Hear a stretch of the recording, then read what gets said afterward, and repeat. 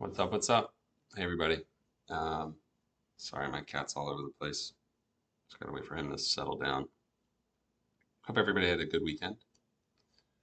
Let's see what we got here.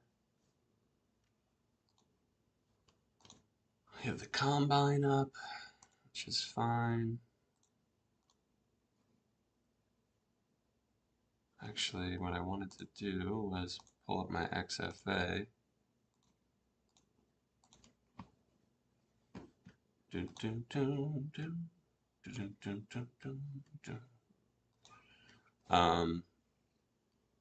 Anywho, hope everybody had a good weekend. Let me bring up the stream on my phone so I could check out the chat. Not a whole lot going on today, news-wise. There's actually zero news today. No real earnings either today. I need to go to Twitter real quick to check to check the earnings calendar once again. I'm actually just going to screenshot it so I have it. I don't have to keep opening up X. Yeah, nothing too concerning for earnings today after the close or before the open. I wonder how MGM did.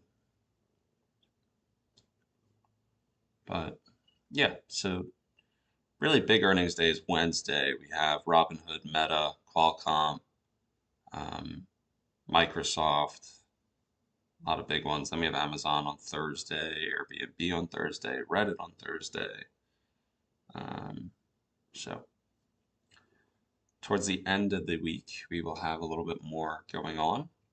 Let me check well, the news we don't really have to worry too much about as far as the calendar goes for today, but I'll check it out on my other screen here on my laptop. Let me just bring up YouTube on my phone.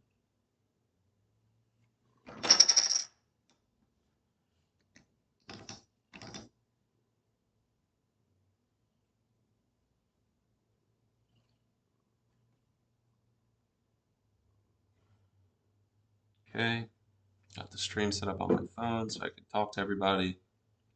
No matter, wonder if anybody comes. This cat gets hair all over all my stuff. Forex Factory. I just want to check out the calendar here. So tomorrow, goods trade balance, nothing too much. Jolts at 10 tomorrow, and CB consumer confidence.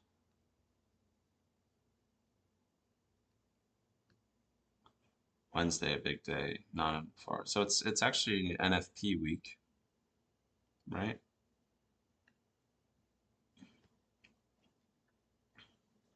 What are you talking about?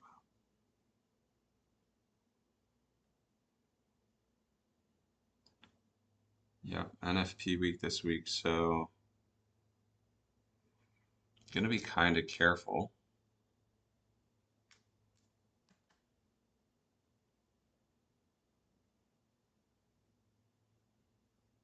So yeah. Anyway, let's go over some of the plan for today. So in the Discord, I alerted that we were looking for bullish draw today. Obviously, you can see that marked out on ES right now. So what I was looking for is these 4-hour relative equals with the midpoint of the new day opening gap here. Let me just make sure that's how it looks here as well. So 4-hour relative equals with the old new day opening gap midpoint I like.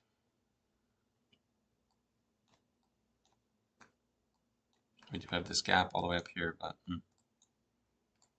it is what it is. And then on a higher time frame,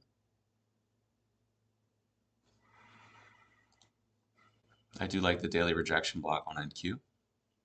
So I think the open of that could be a pretty easy draw to targets at 19.6, also around a hold psych number. And then I'm kind of looking to get short now. So the original plan was long. The original plan was long up to these highs. Although now we have a bit of S&T before the open. You can see ES is taking this high and NQ is not. But I would have liked to see ES take these highs. But anyway, what I really like here are shorts now, actually. I really like the shorts for NQ. I love these equal lows on the 15 to target for NQ. And I like these equal lows as well on NQ to target. Followed by more equals right by midnight. I'm going to switch back just to continue to, look at how we are rolling here in terms of continuity between the contracts. So there's a lot of downside targets, a lot of downside failure swings that make a lot of sense to me. So yeah, so that's why I have the XFA out, because I feel like this is a confident trade for me, and see if we get an opportunity. Market opens in about 30 seconds.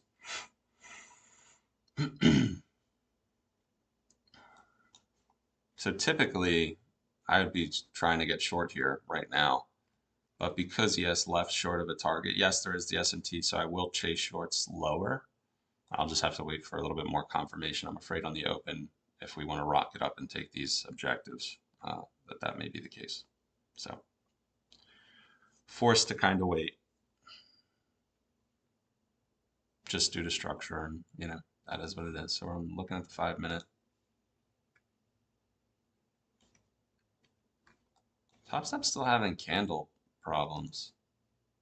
You can see how wicks are going away when I know that they're there. So that's a little annoying.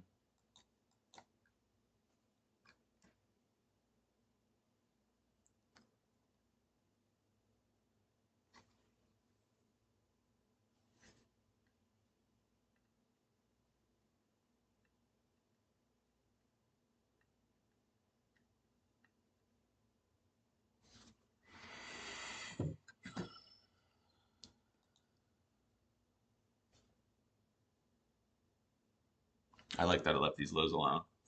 It would be nice if ES could take that high.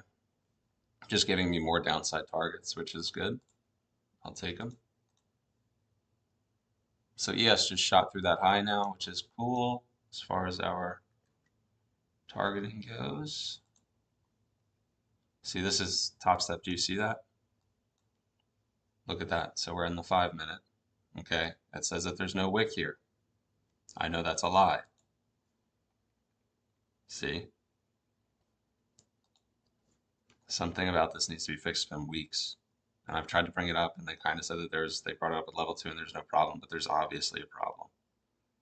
And if you're someone that's slipping between time, like, if you get bad data, I mean, how are you supposed to make good decisions? So, would love for them to see what they can do to fix it. I mean, I understand there's lag in all platforms, but that's a little ridiculous. That's the type of move that we like to the downside. Still S&T on the highs. I like how it happened as NQ or as ES moved right into the midpoint of that new day opening gap. I'm going to take one there. Move the stop up. I'm going to add one into it.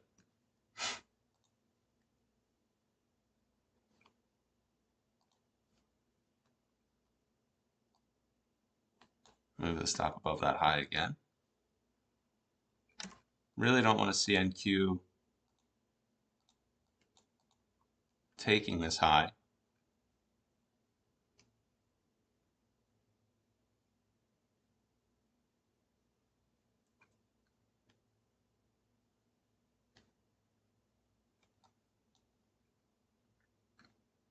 Nice move down. Going to minimize risk here. Beautiful flush.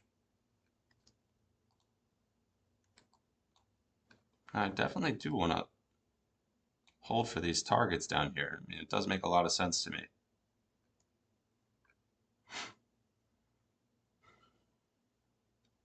Maybe even this one all the way down here.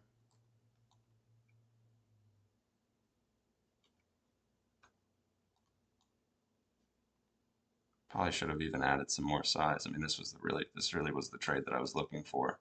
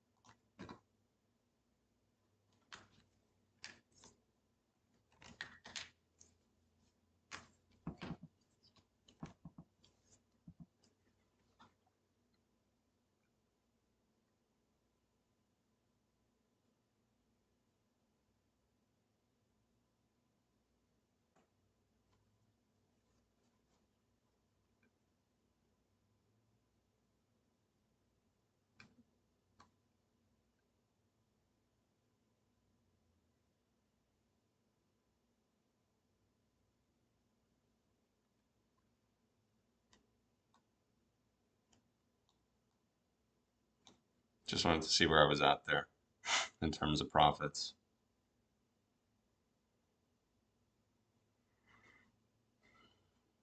I even like these lows here. I mean, like you could see that there was just a ton of equal lows here.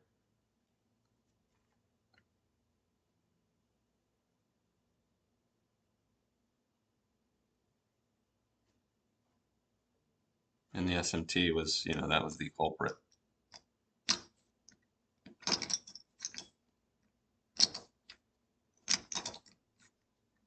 ES is very slow to play catch up, which is obviously slightly concerning. But I have to just believe in the draw here. The draw is kind of like, makes so much sense.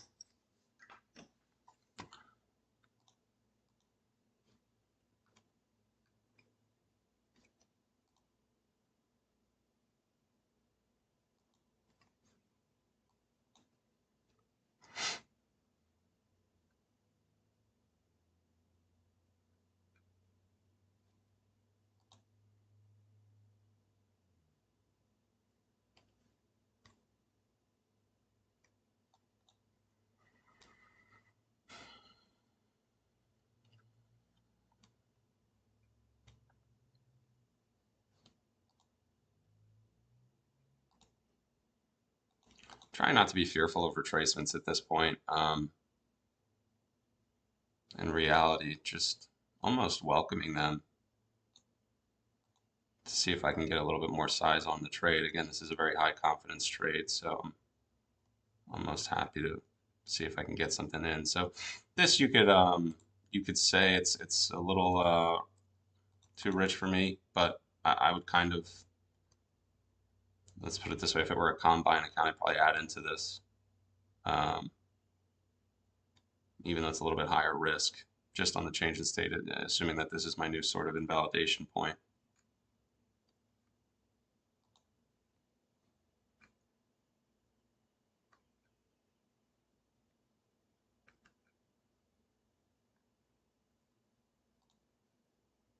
They're definitely going to move the stop to even here. There's no point in us taking a loss.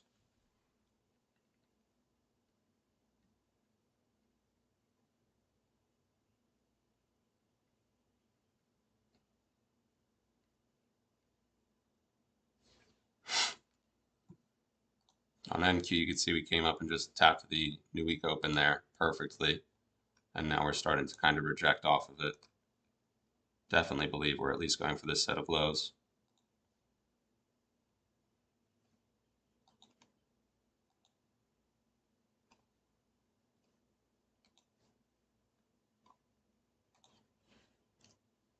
I'm going to get rid of that because it's kind of not pertinent anymore.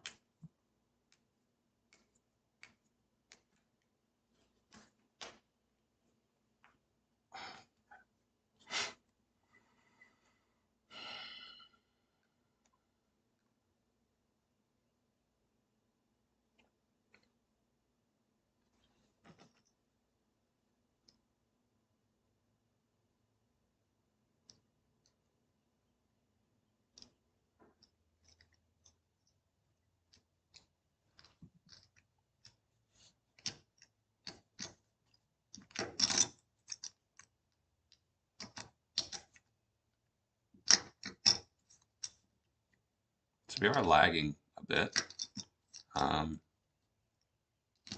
Obviously, it's a little uncomfortable.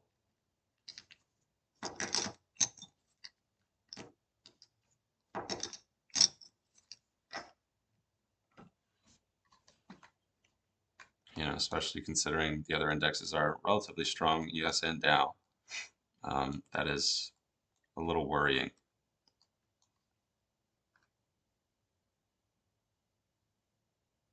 And now we do have discrepancy between NQ and MNQ. You can see MNQ came up and took this high. NQ did not. It could have just been playing catch up in terms of the area. MNQ never touched into the new week opening gap open. So maybe MNQ needed to. That's kind of my guess right now for balancing the micros in the mini contract.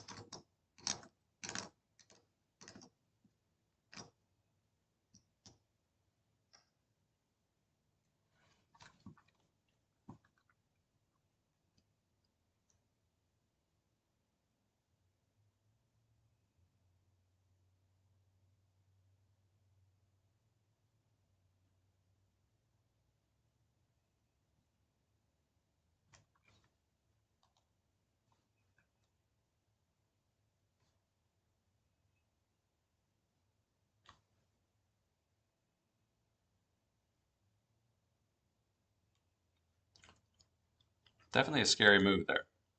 We are just moving into the midpoint, right, of the range, but definitely not a great move. I can't believe I'm about to get stopped out at even here. That's pretty unreal to me.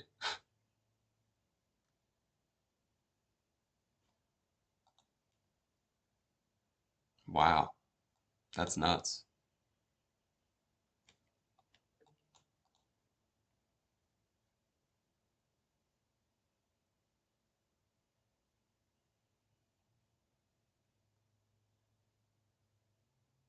I'm gonna get back involved as it's kind of holding that top side of the new week opening gap. It is a weird type of thing, but I'm very confident in the draw. If I get stopped again, I'll just have to deal with it. But wow, okay, that's an interesting one. Hmm.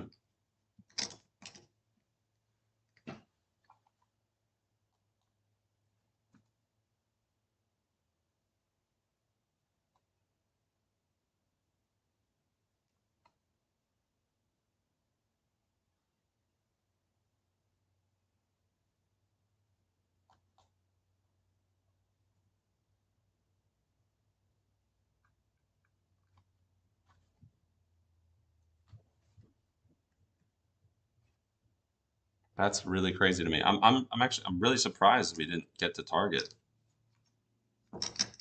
That's frustrating. Um, Not really sure why that one didn't work. I mean, obviously I saw that ES and YM were still behaving strongly, which is not a great sign, but typically draw sort of overtakes, you know, those midterm technicals. That's okay. So in my mind, we've just kind of built more liquidity for the downside trade. You can see we're building all these kind of these lows. So we just have to wait now.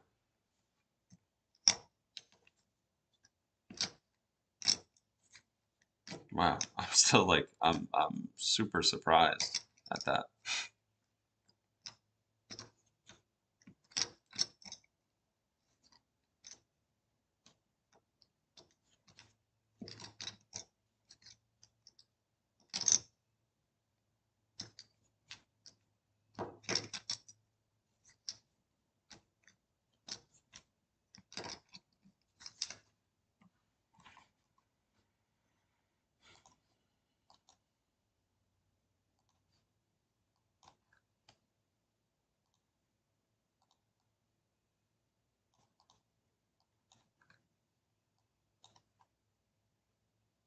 So there goes NQ into the reaching for that daily rejection block. I cannot believe that. I cannot believe it didn't take those lows. Wild. Wild, wild. It's a great trade.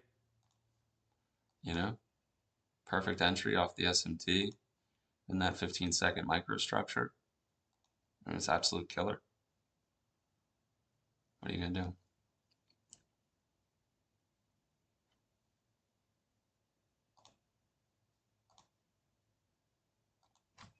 Man, it's tragic. It sucks.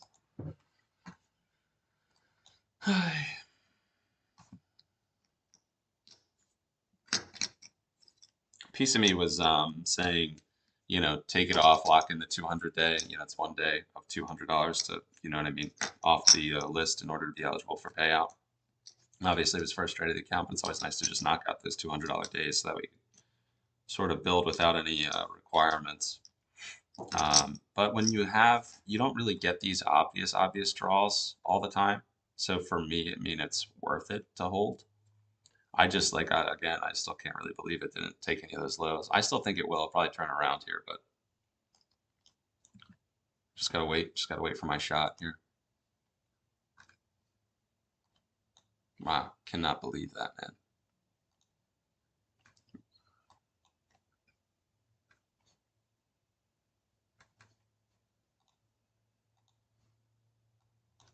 Shook. Quite literally shook. Even YM, I mean, those lows are super nasty.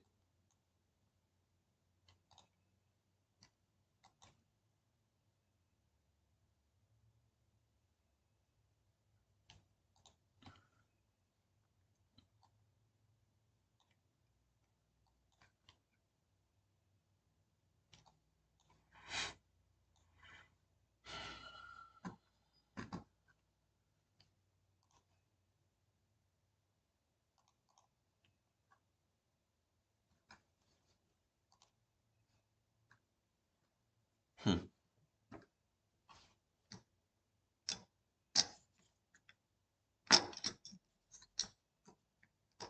Not much for me to do. I'm just, you know, sitting and watching at this point. I mean, it's straight up, which is crazy. I'm literally so surprised.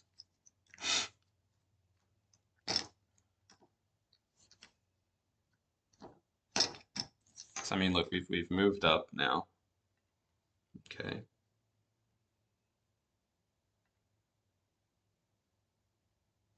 Let's go like this. Let's just check this out here.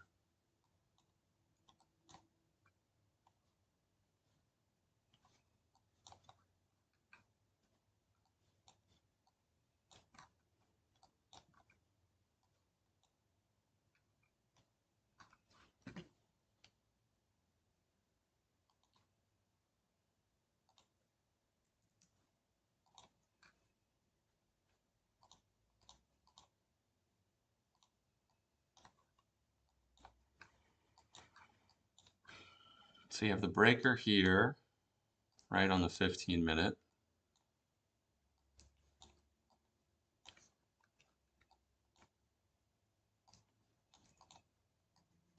Currently in a 15-minute bearish breaker, right? Boom, boom, boom. That's that. Let's look at the hourly. Hourly right up against the order block, or last up close candle before the sweep up. I don't care about the 30-minute actually. Hold on. So okay, so this is what I was curious to see. So the hourly rejection block is also the 15-minute order block open, something I may want to pay attention to. So right now what I'm trying to do is I'm trying to see how if and how the PD arrays are layered.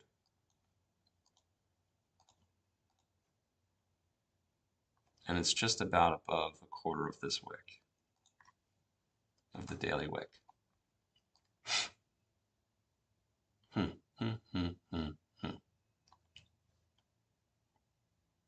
Gotta admit, that one kind of got me. That one definitely kind of got me.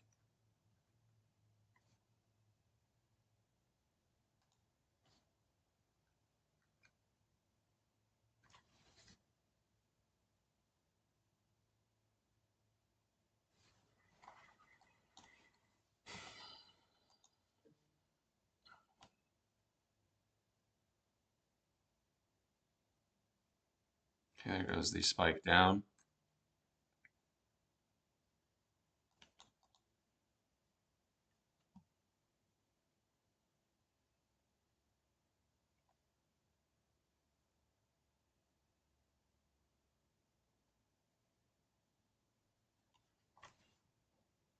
I'm not really exact. I'm not incredibly sure what that news spike was. It could have been from the ECB, so the European Central Bank, or Central Bank, not bank. As far as there's a headline that just hit that they expect the disinflationary process to continue. Market doesn't really like that word, apparently.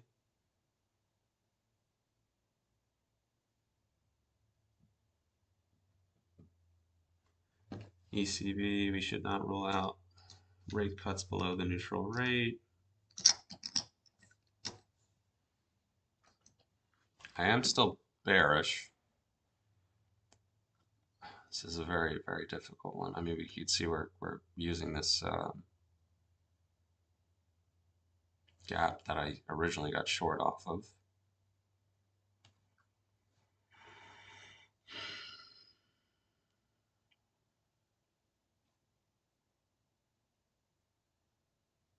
Looking at the 1 minute, just seeing if it's has a chance to run up into this gap. I'm not really sure.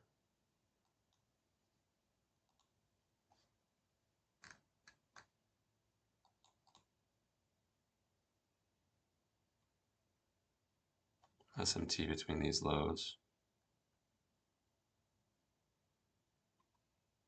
into this gap. Let's see how we react here.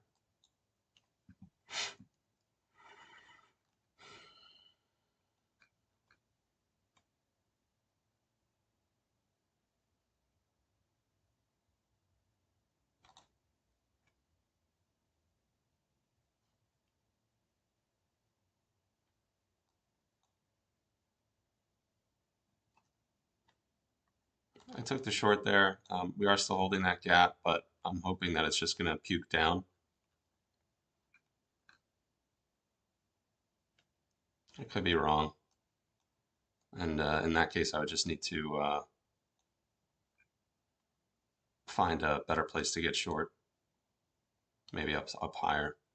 That's okay.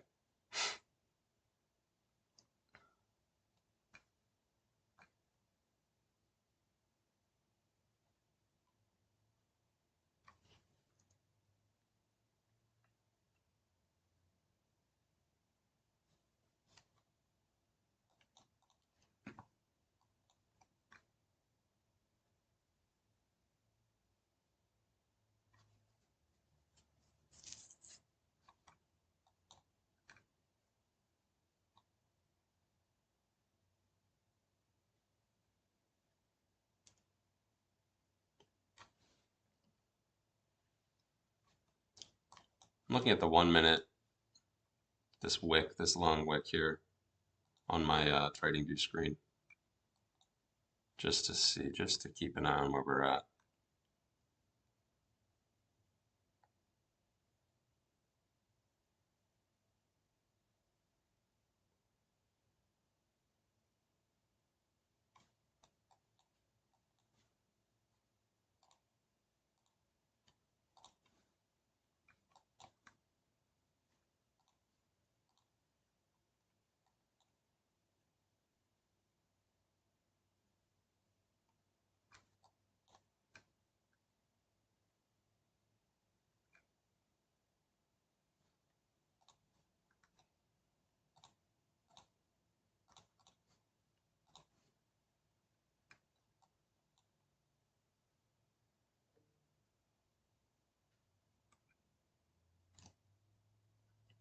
Just gonna try to get short again.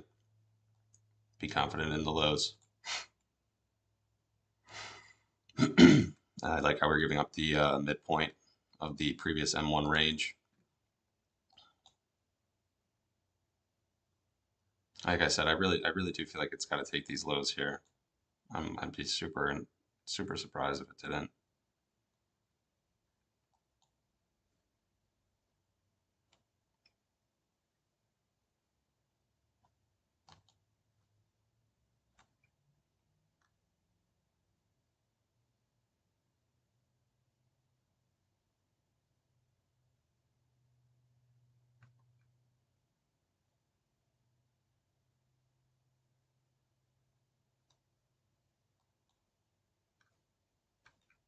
I should have had a stop in earlier. That's on me. My bad. Again, just I really think it goes lower here.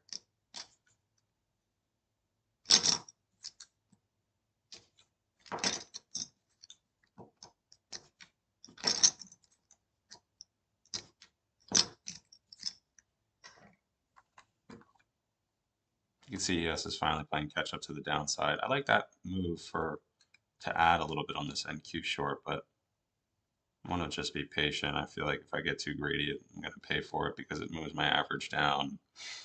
I have less opportunity, you know what I mean? Just something like that.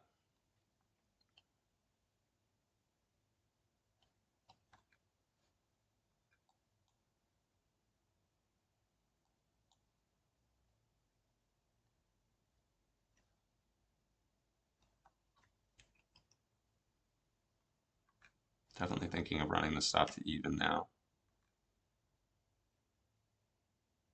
Not really sure that it should take this high.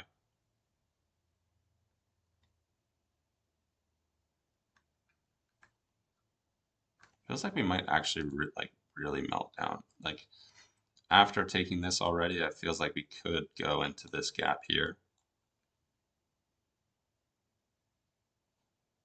You know, this type of move is very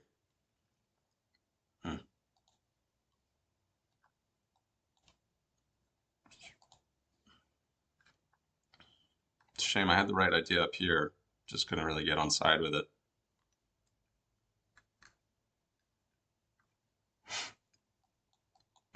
I didn't want to, risk too much because I understood that I was kind of chasing, and this gap was holding at the time, so could have just rocketed it up. Could have been one of those gross types of days. Again, I am sort of holding, against my comfortability, just because the draw is so clean, so obvious. It's hard to not want to take advantage of it. And if it does retrace, I mean, it retraces, and I could always get back in. I'm pretty confident in the shorts.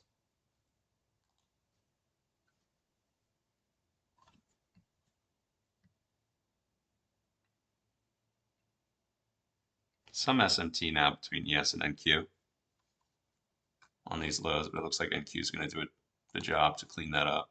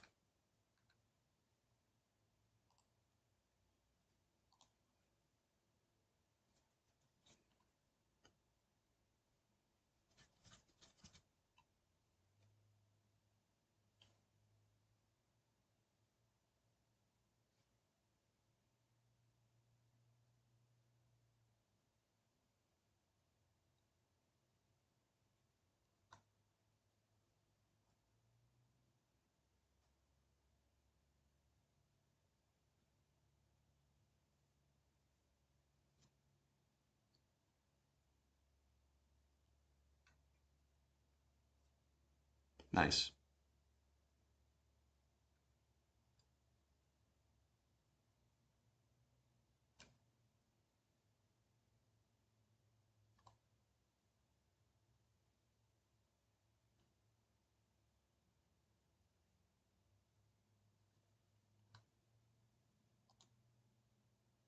Took one more off there. I'll let the other one kind of run. Maybe even to midnight. I don't know. Let's move this stop.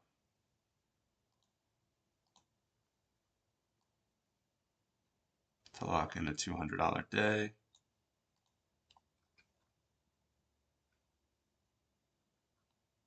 I really don't want it to return, like I really don't want it to start moving up at all.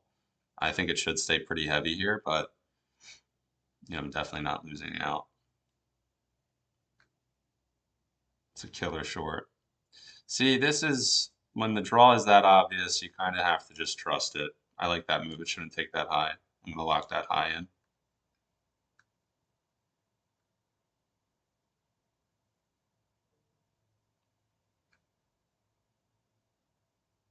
Up 100 points now.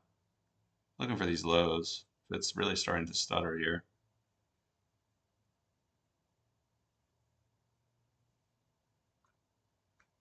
Wonderful. Really nice follow through. I like that.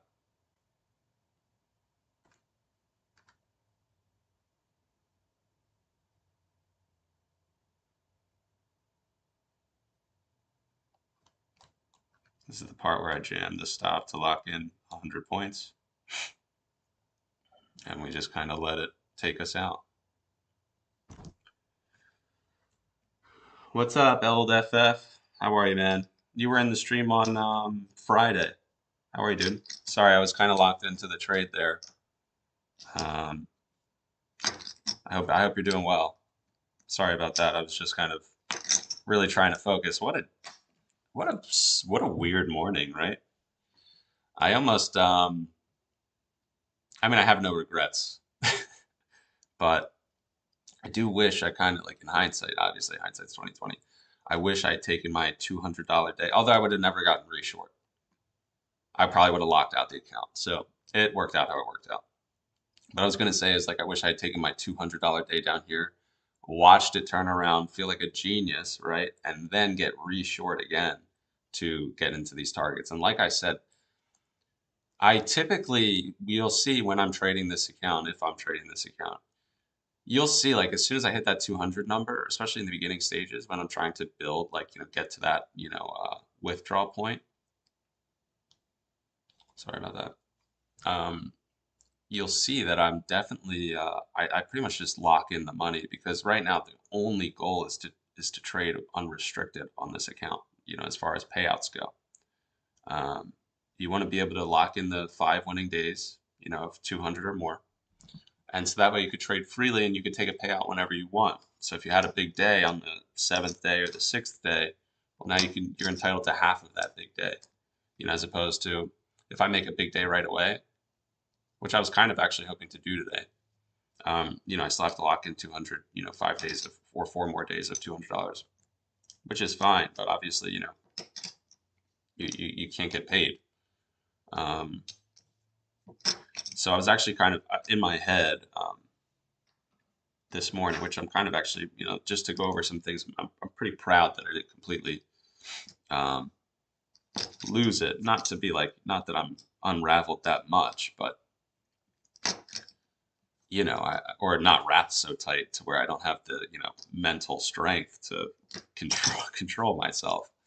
But what I'm saying is like, I had already kind of understood that today was going to be a really good day for me based on the draw. As long as I could execute correctly, today was going to be a good day for me because you don't get these draws that are super obvious very often. When you do, you really need to take, full advantage of them.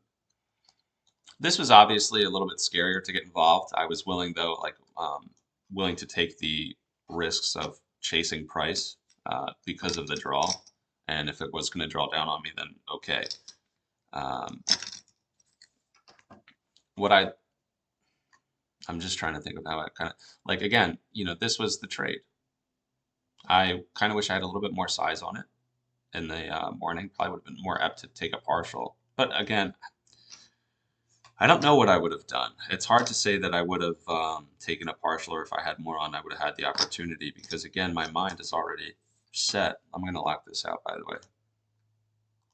my mind is already set on you know, holding to these targets because they're so obvious, you know. So you always really want to take advantage of that. But so I don't know, you know, obviously I didn't take it down. I understood that I was at my $200 day limit on the first trade here, and even saw all the red flags, you know, where ES was still strong and YM was also still pumping in this area. Um, I kind of understood all the risks, but held it anyway, just because, and the sloppiness between NQ and MNQ, between the weekly opening touches and everything, all that stuff, you know, definitely told me I could have been in trouble. But again, I was trusting the draw over everything. So I was obviously willing to hold through that. I don't know if I would have taken any partials on the first time around if I had more size on anyway. So it's okay. It's probably best that it worked out the way that it did because had I had more size, probably would have regretted letting it come to even like it did again. So ironically, my analysis was really correct, and that's kind of what hurt me is ES. I let it slide because ES had, you know, during that opening push. We're gonna switch to this here. During that opening push, ES had taken its objective. So that to me is okay. You know, I can live with that if NQ doesn't reach higher, because the bias is always higher anyway. Like long-term bias is always up. But anyway, so it's okay if NQ doesn't reach a destination as well because we had SMT. You know, that then created the SMT on the upside for us between this high, right, and this high. So whatever. So that was obviously, it was a good short. I'm happy that I took it. But then NQ finally went to, and if you look in the Discord, it's kind of what I call out NQ. I'm looking for NQ to move into the daily rejection block. And then I like the shorts down to 466, 440. And what do? We hit that rejection block, and it's kind of all downside from there. I did, I also will admit that I was sketched. Oh, sorry, this isn't YM. That's why you couldn't tell.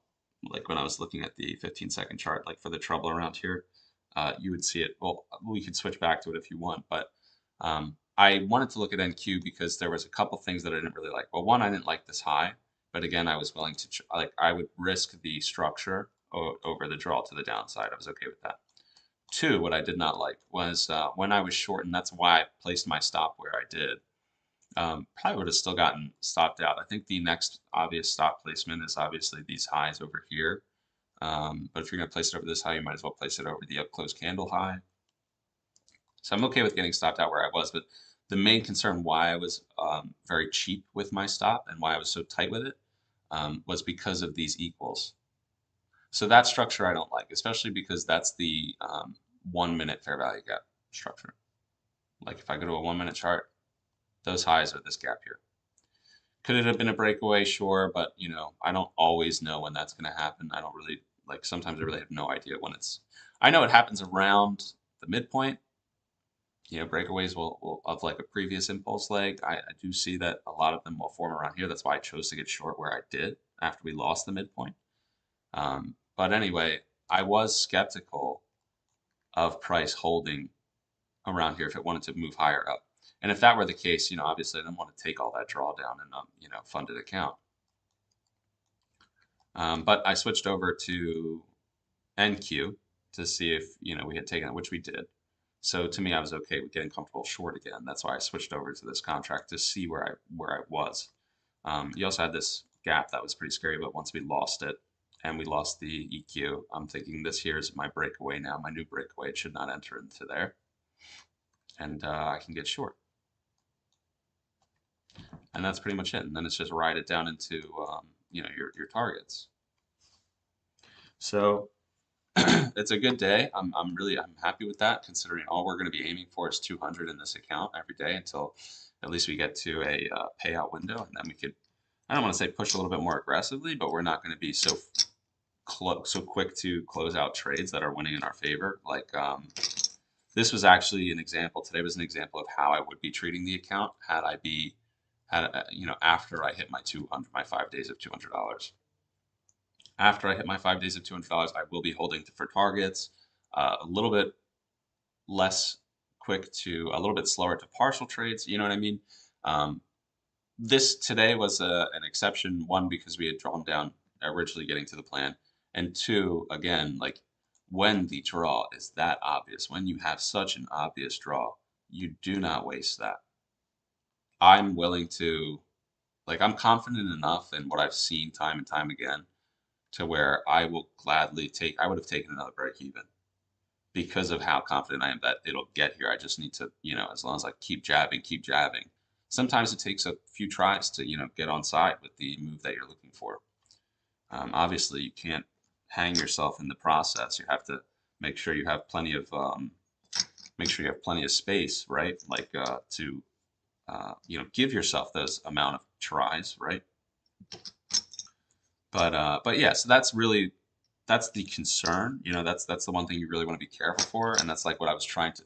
That's what I was trying to allude to earlier. Was like I'm proud I didn't tilt and really try to like force the trade in again, because you have to remind yourself that the draw is not going anywhere.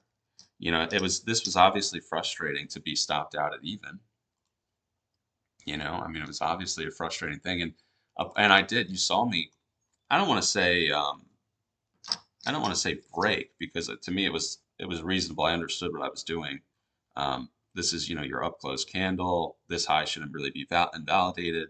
I was fine with taking another short here because you had ES coming right back to the midpoint of its new day opening gap. This high could have made a failure swing. NQ's at the high of the new week opening gap. There was reason for me to believe that, okay, this could be an interesting spot to try to get short again. Maybe I was just unfortunate. It took a very deep retracement. I could be okay. But you see, I wasn't risking a lot. I got short here and I risked the high. I wasn't gonna get cut up. I wasn't gonna let myself lose big on this trade. Even if it were to swipe me out, I was fully aware that it may just tap into this gap again and then resume lower. And if that was the case, then I had to accept that I'm gonna have to chase an entry somewhere in this area. Okay, use like this as an inversion or something with more confirmation. But I was not afraid because of all the how obvious the draw was. So yeah, I mean and then like it's almost so in poker there are hands that you kind of live and die by. Like certain trades, it's almost like if you have an ace high flush, okay, and the board is paired, and someone is repping a full house, you almost it's sure you could fold your ace high flush, but you almost have to call in that situation, knowing that you could lose, because in the long run, that ace high flush call should have positive expected value. So where I'm going with this is today was a day where and if you get, and what I'm saying is if the guy has the full house, then he has the full house and you lose. Even if you play for your whole stack, you're all in or whatever on the call, and obviously it's all relative, but there are some calls that you kind of live and die by. Especially assuming you have some sort of blocker hand with the ace high flush where it makes sense for the guy that he wouldn't have the full house. But what I'm trying to say is sometimes there are calls that you need to make, and if you lose, you lose. Like, it sucks, but in the long run, the expected value of this situation is positive. So that's what I mean, by I'm going to relentlessly short on these days when the draw is that obvious, and if it hammers me, it hammers me. Yes, sucks, but that's trading. Sometimes you're just wrong. But you have to be willing to take these trades when you see them. That's why I'm happy to continuously try to get short here and here, because I understand that most times it's going to run to my targets and it's going to be a great day for me. And if it happens to be the day where I get steamrolled, if it happens to be a day where the guy has a full house and it's, I get full housed over my ace high flush, I have the nuts effectively, then, that's the game. That's the risk. That's the gamble. You can't, you know, it's so hard to, you know, I don't know. It's hard to. Some hands you just can't fold. You don't fold. Some hands you just don't fold. Obviously, it's all relative. You shouldn't. I know, like, you know, I don't know if you guys follow poker at all, but you know, a lot of great players will say, well, sometimes you just lay down the hand, and you know, sometimes it's better to save the stack to live and fight another day. For me, my stack was already saved. I had a $500 loss limit, so I wasn't going to blow the whole all in. You know what I mean? But I was willing to risk that for today's action. So yeah, that's how I hope that kind of makes sense. I hope that analogy makes sense. Today was having the ace high flush, and we were going up somebody repping full house, but I'm going to make that call every time. I'm not folding my flush. It is what it is. If he's got it, he's got it. But in the long run, you're not going to get full house over ace high flush very often, so you have to make that call.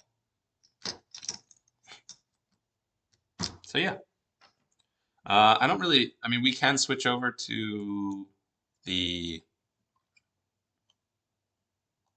combine account, which I will.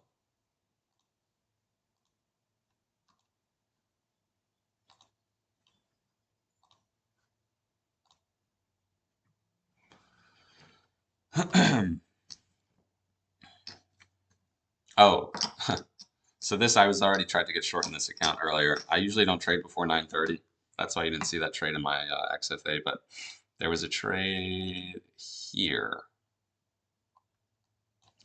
So there was actually SMT between ES and NQ. If I can find it. So you'll see ES took this high into the midpoint of its new week opening gap and started to reject. NQ didn't, started to get shoved at the weekly open.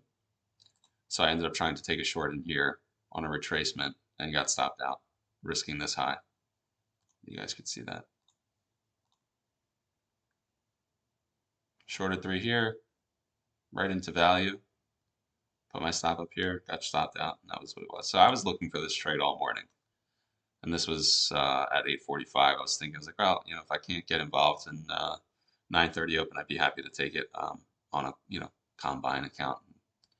Not too much risk.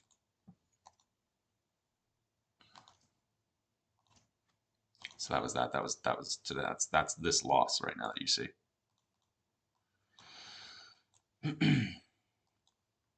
So now the question is are we going to move higher off this SMT, or are we going to go for midnight? We'll see. We do have a 15-minute change in state of delivery for both ES and NQ and the Dow.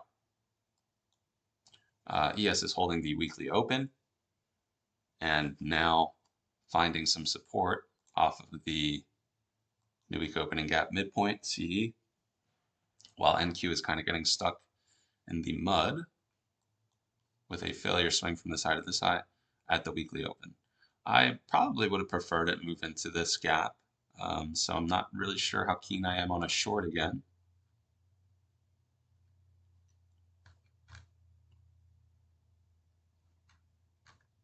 Oh, this is NQ again. Hold on, I need to look at Dow.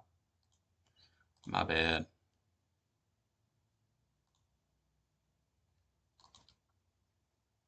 Not that I care too much about what the... Oh my God, guys, I never put on my screen. Why didn't anyone tell me? Did anyone see anything that I was just explaining?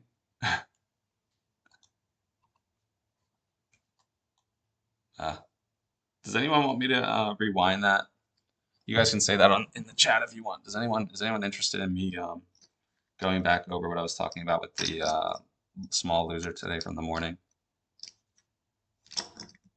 I just got rid of it. Oh, I guess I'll just do it anyway. Anyway, I was looking for this short trade, obviously, all morning. And you guys, I'll save you the long-winded explanation. But long story short, ES runs into midpoint of new week opening gap, NQ does not, or gets stuck at the new week opening price. We have bearish SMT between here. I end up trying to get short up in this volume imbalance with a stop above this high, and I get stopped out. That's the loss.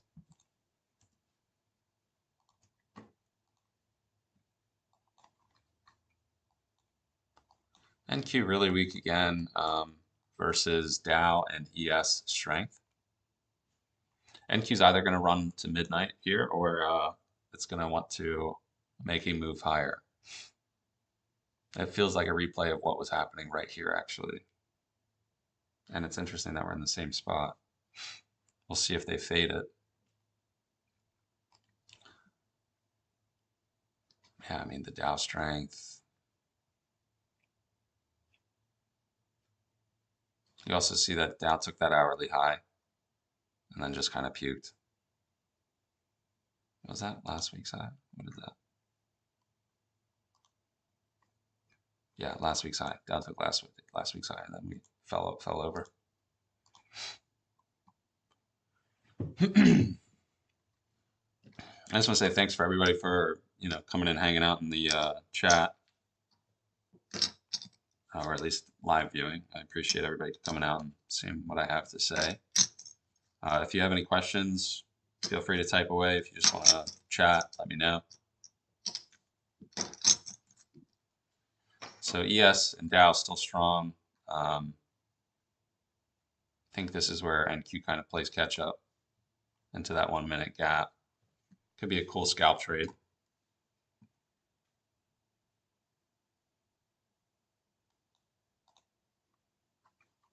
Took one, took two. Seeing if this is going to be a breakaway. Okay, it's not. NQ still being the weaker pair. I just really think it's got to move up into this, at least this 1 minute, imbalance here. Came in, filled that in on the 15-second. It's not a terrible move. I'd like it to close above. You still have ES and Dow remaining relatively strong. I'm going to add a little bit to NQ there. I'd like to see it push through.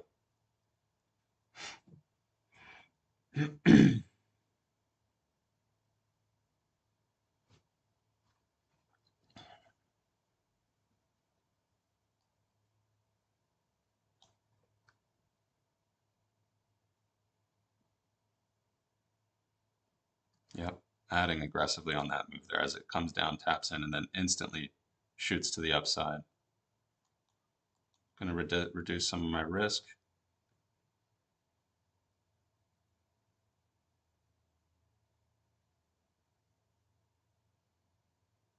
Slowing down, which I don't really like.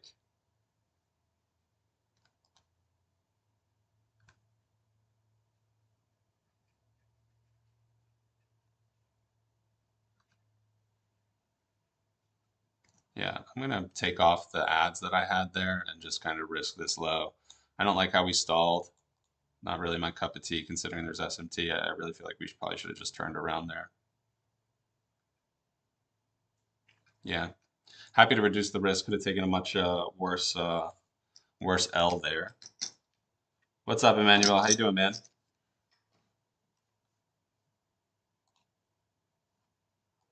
Interesting action on NQ. I'm thinking possible retracement back to midnight at this point. If that's how really NQ wants to play around, then that could be the case.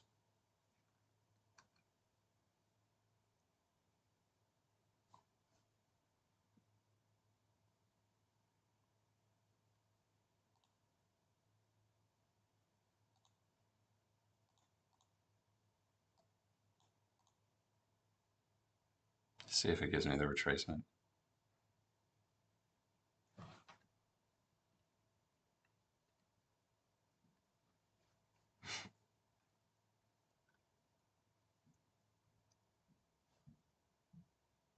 It's a strong move again. I don't know how keen I am on shorting. I don't think I will actually. I think that it's just created some SMT on the lows, and I'd probably be more apt to try another long. It's completely closed back above this gap. It's gonna run up into there.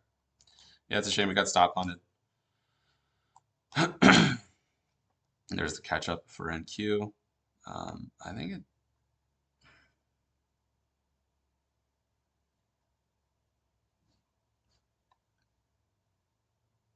There's the breaker, just moving into this breaker here on the 15-second.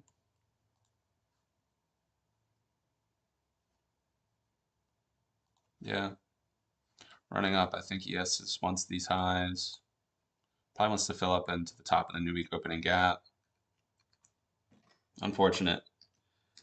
How's trading get? Oh, good. I'm glad you're good, man. Trading's good today. I did well on my XFA account. Did about 375 today, and we locked that up. And now I'm just kind of hanging around and trading the combine while people are hanging out around here. No news Monday, so kind of got to be careful. But I think this is the midpoint of that old range, which I like, and I like how we're holding it.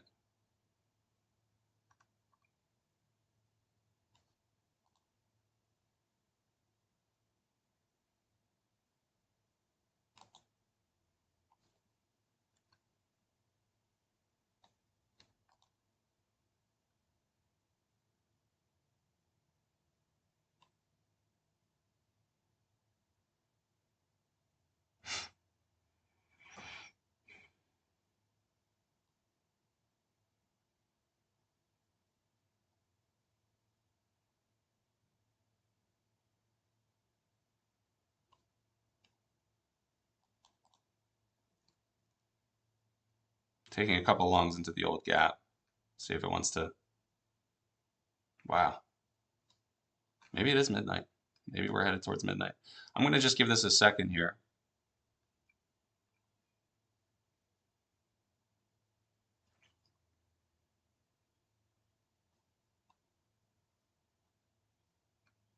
It would sort of be hard pressed. Just giving it a chance.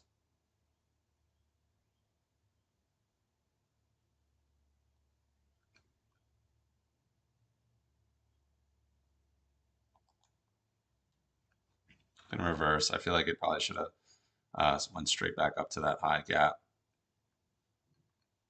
Actually, I don't think it was a great idea, but kind of made my bed.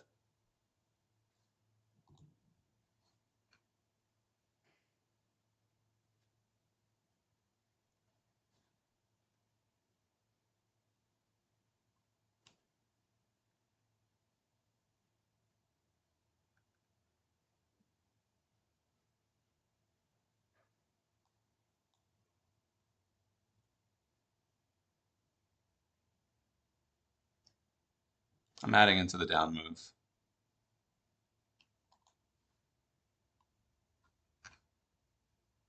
Hoping that this gap is what holds. Just kind of corrected. If it turns around there, I'm just going to fully commit to back towards the upside. Exact. No news Monday, but gold spike up like a rocket. Don't know why, but it's huge. Yeah, I'm not. I mean, there's just a lot of news to come out, so we'll see.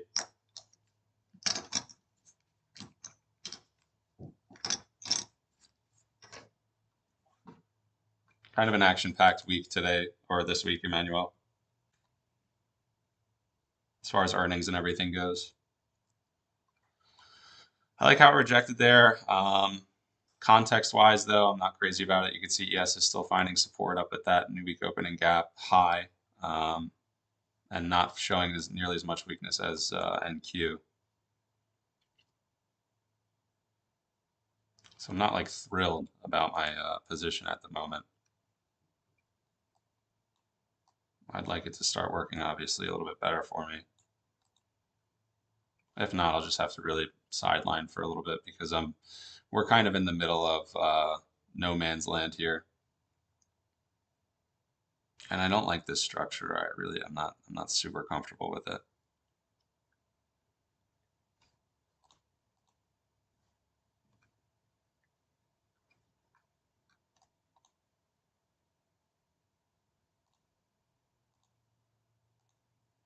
So that's the midpoint of the whole candles.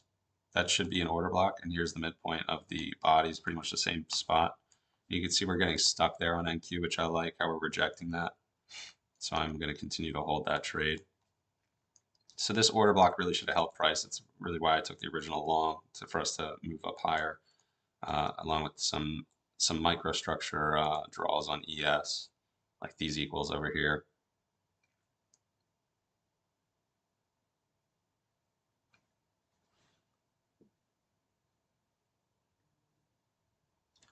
Yeah, so I actually caught a really good move, Samuel, abnormal Samuel. That I caught that in my XFA. We switched over to the combine at this point in the day.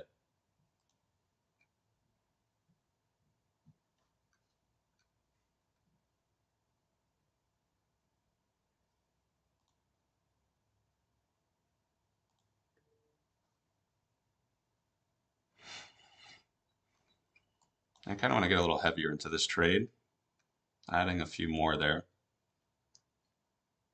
I do recognize that the S&T is still holding, but NQ is still kind of going a little bit further down, and ES looks like it wants to come for these lows. So I'm okay with adding a little bit of size. You also have YM starting to buckle down a little bit to the downside. We have these equals on the 15-minute chart right by midnight. You also have this wickless candle, this 2 a.m. wickless candle that I kind of like as well. See if we can get some continuation to the downside. Yes, reaching into the new week opening price. Definitely want to take a partial here around for NQ just to clear some of our debt, right?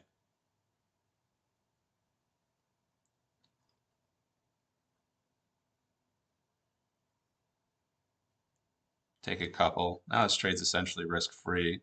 Well, let me just get rid of yeah, get rid of that. Let's move the stop down to there.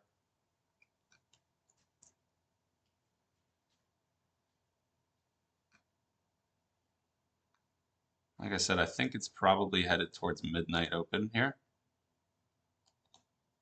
That's what it feels like, at least. Yeah, Samuel, definitely go rewind, man, and check out the beginning of the stream. I actually had a couple stabs at it that were really nice in the morning. Yeah, rewind the stream, man. Check it out in the morning. Actually, there were some nice trades. It was actually right up here was my first attempt to get short. Got stopped out at even, unfortunately, and then got short again, pretty much right around here, and caught this move down into these lows. It was a really clean bias type of day. I was honestly surprised it didn't work out for me from down here. It was like kind of a nasty sort of swing to the upside. Good follow through here on NQ and ES. I just want to see it sort of start to speed up. Otherwise, I'm afraid my break-even stop is probably going to be in jeopardy of retracing. I may just try to get short again, but and if I were, would I move my stop at all? I don't know. Might just leave it here. Hope that midpoint of this candle holds me. And you also have here this breaker. So this candle, this candle. So this candle's low in the midpoint of this wick. I would hope for, to hold price. It's not really a PD array per se. It's just a lot of congestion. You know, that should hold price down. ES being at that. So I'm happy to have partialed where I did just as ES was into the weekly open. That one just made a lot of sense as far as position management using the other index. Obviously, ES has been the stronger index. So as soon as it hits a point where it could remain strong again, you kind of want to clear out there some of your position, at least get some money off the table.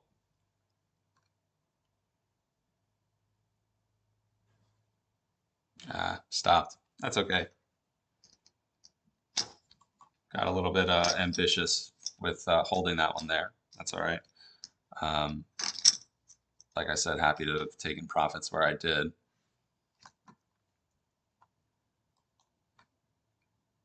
I'm going to take that away. Back up into the breaker. Let's see about midpoint here. I do think Dow probably should have taken this low. So I wouldn't be too afraid to retry getting short. But definitely going to be slightly cautious here. Just cycle through my time frames real quick. 3 to 5. 15, 5 minutes.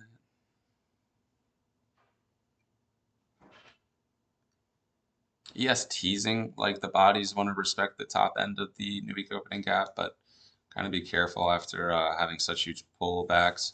You also have these lows, right? This S&T on these lows between NQ and ES, so this could be a bit of a trap. Look how it's coming right back up into that 1 minute order block midpoint and not really touching it, but starting to reject it. Let's see.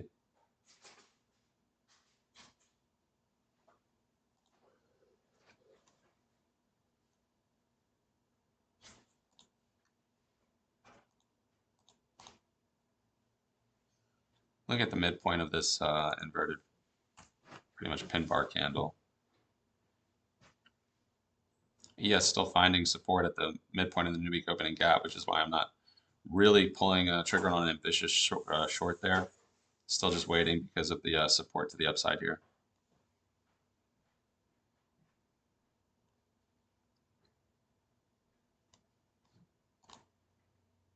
It's a decent sweep on the 15-second into the 1 minute. 3, 5. Just again cycling, seeing where we're at structurally.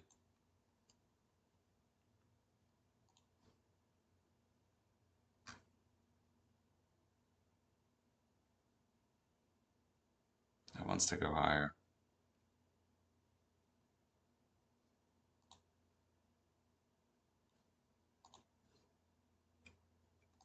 Yeah, kind of tough to read. You know, I mean, easy enough to keep ourselves out of relative trouble, but you know, kind of on the harder side to read. As far as like follow through, I mean, again, lack of follow through for No News Monday does make sense. But I have seen some No News Mondays be absolutely clean, like super clean. So, and you could argue that we've already gotten that to the downside, you know. So, it is what it is.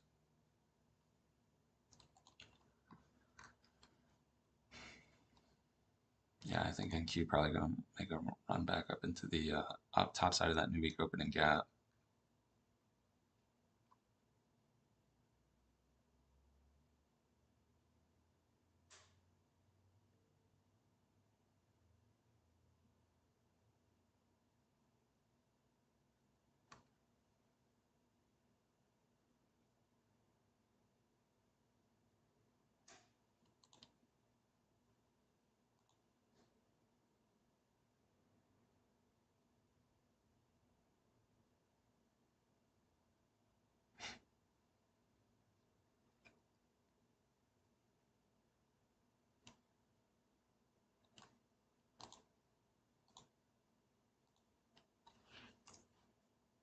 I'm gonna try trend continuation there off of the sweep and set it down close candles. So offset accumulation, offsetting the longs here, accumulating new ones, and ripping it back higher. This will be the true test up towards this weekly open. See if it ping pongs back down, but I'm kind of counting on a little bit of follow through to the upside. You could see that the regular NQ contract never really touched the midpoint of the new week opening gap. It was actually just a couple ticks short. So just wondering if it's going to want to correct that, because you can see the MNQ contract actually did come up towards it. So let's just see. Let's wait and see. And again, ES staying strong.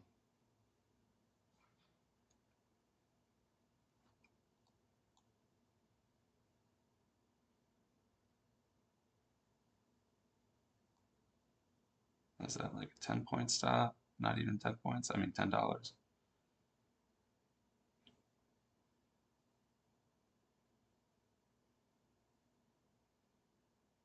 Let's move this back. I was thinking about keeping that, but I do want to give it a shot. Like I said, I kind of like these equals on ES for the micro time frame draw, and it's just relentless strength that we've been showing. You do have NQ kind of getting stuck at the weekly open, right back up in that fair value gap, but I don't know, tough. I just feel like it wants to go higher.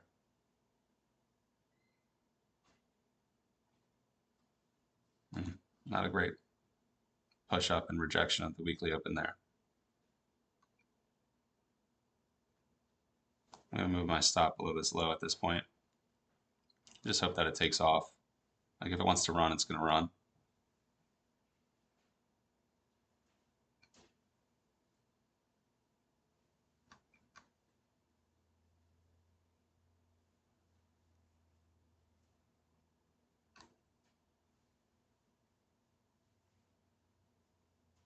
Yeah, everybody else is weak. A little SMT on the downside, or on the upside between ES and NQ there. Original stop is still safe, but we'll see. Probably not for long.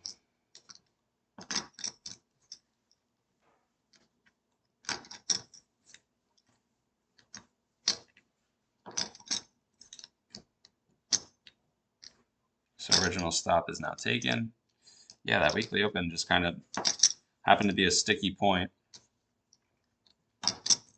I think it's downside. I mean, yes, probably want to take these lows now finally, and we just kind of drown lower. I'm going to get ready to kind of chase this one a little bit.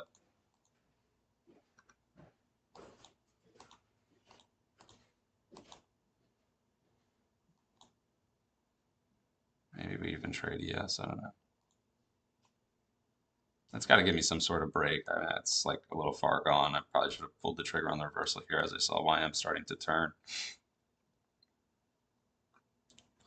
Old EQ point too. What was that up the 1 minute range? This impulse range down here. So this first order block. Let's see, we just came off of it and ripped lower. Yeah, maybe midnight.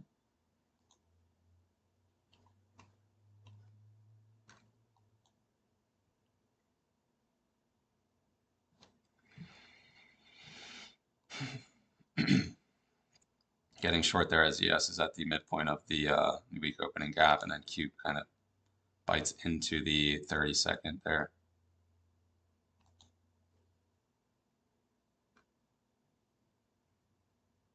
Trying not to be afraid of that push there after the sweep. Measured out half point of that leg.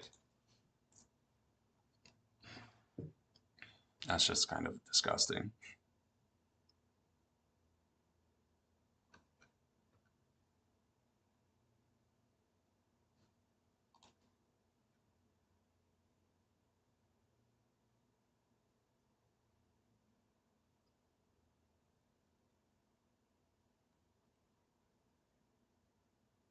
Hard to admit defeated on this one just yet.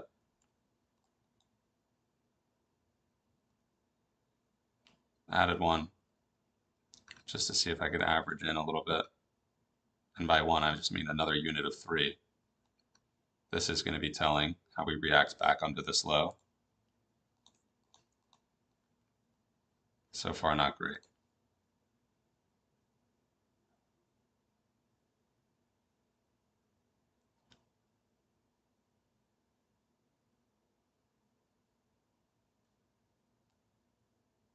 I gotta reverse it and listen to my gut on the low there.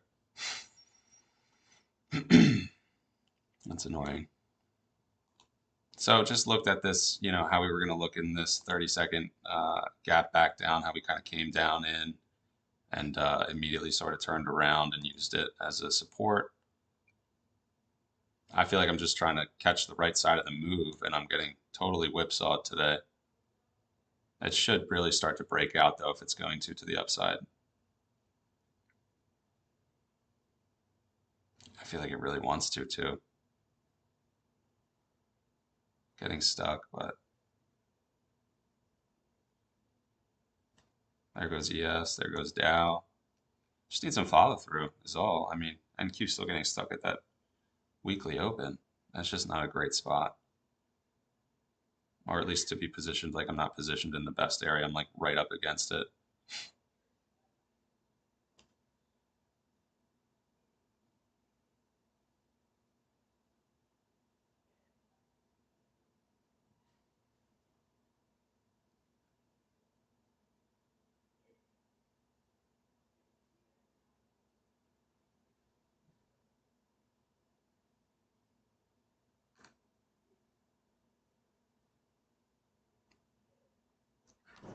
Just not happening fast enough for me. I'm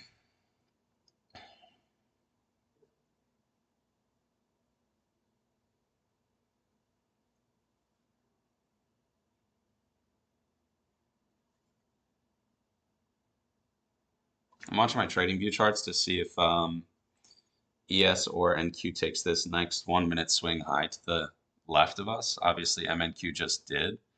We'll see if regular NQ contract wants to play catch up. So you'll see that we haven't done that yet.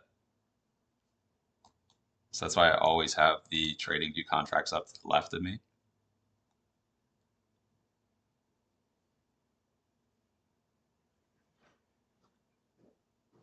Just no push. Like, I mean, so after engulfing this wick, you'd really want to see the follow through to the upside there. Let's just make YM into NQ to see if that wick exists. Not necessarily, it's kind of a different story. I am going to move the stop. Yeah, we're going to move it to even, that's fine. I'm not getting crushed out there. Actually, weekly opening price support.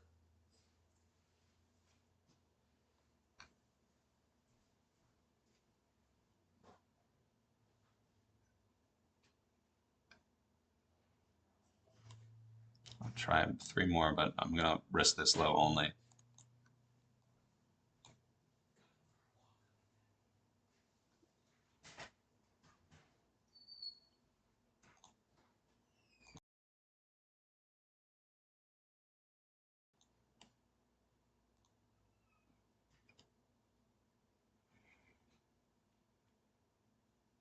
Let's see. I'm going to add a couple more into there. Hopefully we get some trend continuation to the upside to take this high. Everybody's starting to kind of move up higher. Again, just kind of risking this low. Add some more. Let's see if we can get a good positive push to the upside. Strong pop is really what I'm looking for. Getting a little aggressive on the size, but that's okay. I feel like if we catch this one correctly, we could get a really nice move. Feels like the market wants to break out. I'm not looking at YM. I keep thinking this is YM. Made equal highs there. Let's go here. YM took the high.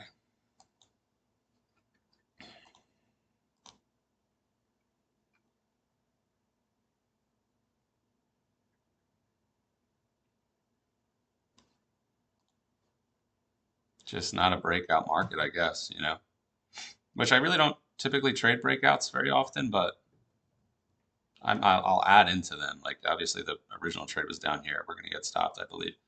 The original trade was up in here or somewhere over here, but yeah, I mean, I can't imagine NQ leaving these equal highs and then coming back down to midnight, but that's definitely a possibility. I like how it did just hold the weekly opening price there. I definitely want to see it rip to the upside. My cat's going nuts. I don't really know why.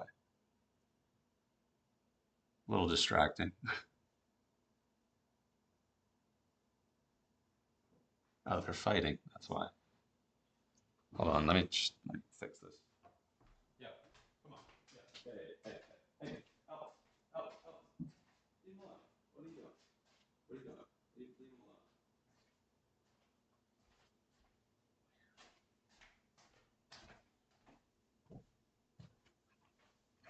Came up to my entry just to reject. Gotta love seeing it.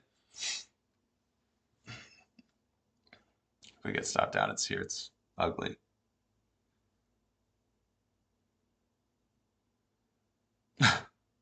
Super annoying, man.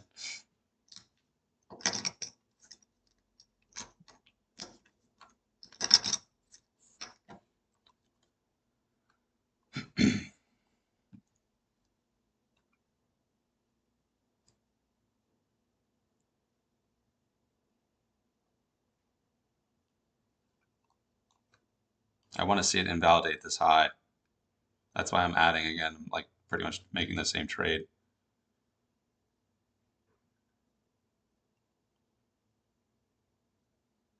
Well,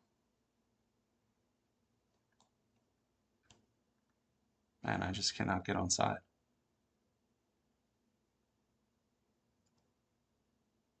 Added more.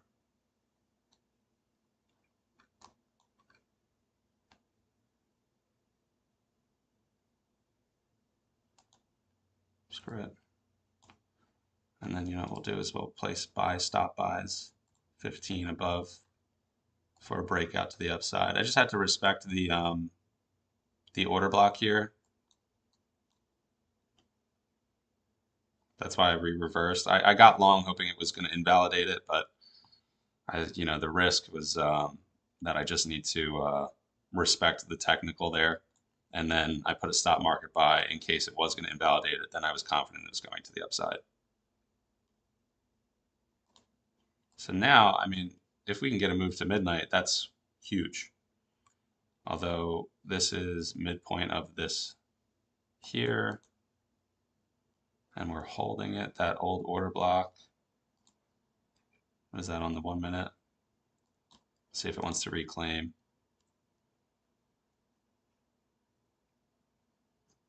I'm taking more than half off there as it's starting to stutter step. I'm just gonna, 3 is still plenty to, if we get all the way down to midnight to make cash, and we could always add back onto the trade. ES is in a spot where it could also support at the top of that gap.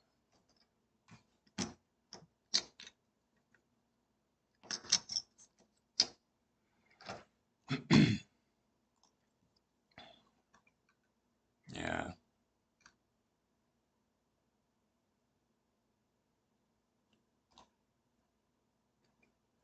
Reverse the position again there. Let's see what happens. Came right back up to the weekly open. Now it's puking it pretty hard, but I'm just kind of hoping it would just close it out. That was kind of dumb. But I was hoping we were just going to kind of shoot back through. At this point, obviously, you could tell I'm kind of married to an upside bias, so I'm being a little bit biased. But I'm being stubborn with that upside. Kind of seeing what I want to see. Might just have to get back on sides with the short side. Again, very sus lows for ES there. Adding back in. A little bit of SMT between ES and NQ.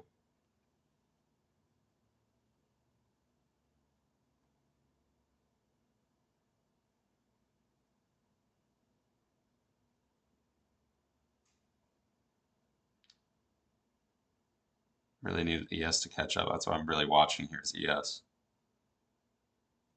Adding some more into NQ, see if ES wants to flush down to this low, which is equals with this low down here. I just feel like it's so slow. I mean, yeah, there's SMT on the bottom side as well, like higher time frame, but like it's just really, I mean, it's making it very high resistance on the upside, making it very difficult to get involved.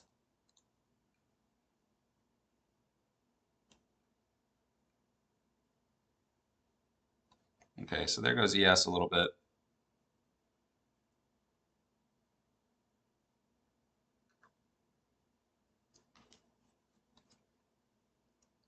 I mean, it's trying to be bought. You can see it's very difficult. That's not really puking. And we are just in this range here. It's actually, wouldn't mind measuring that. And would you look at that? We're right in the middle of it. It's got to go now. I'm going to move this stop to even because of the fact that we're in the middle of the range now.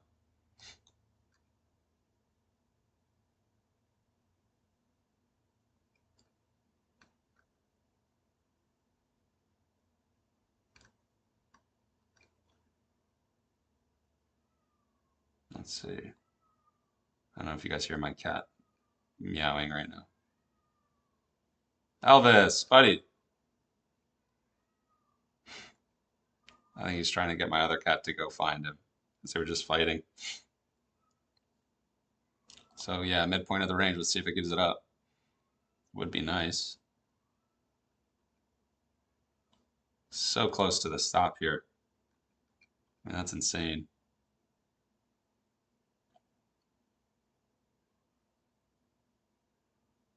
There it goes. Took us out. Just to puke down. That's pretty funny. That happened a lot last week too. I kind of get stopped and then right back down. If we can get out the midpoint of the range, I'd be happy to take some more.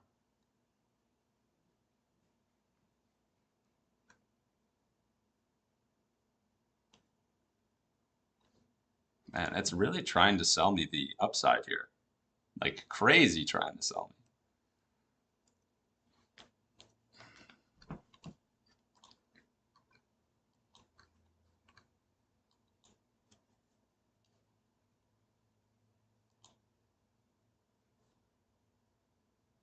And we were just trading in this slop consolidation.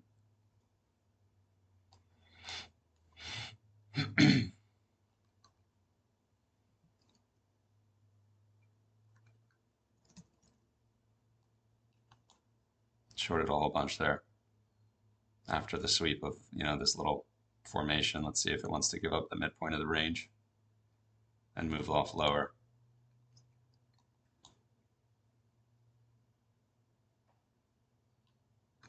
See if, again, we're kind of holding for an ES draw here.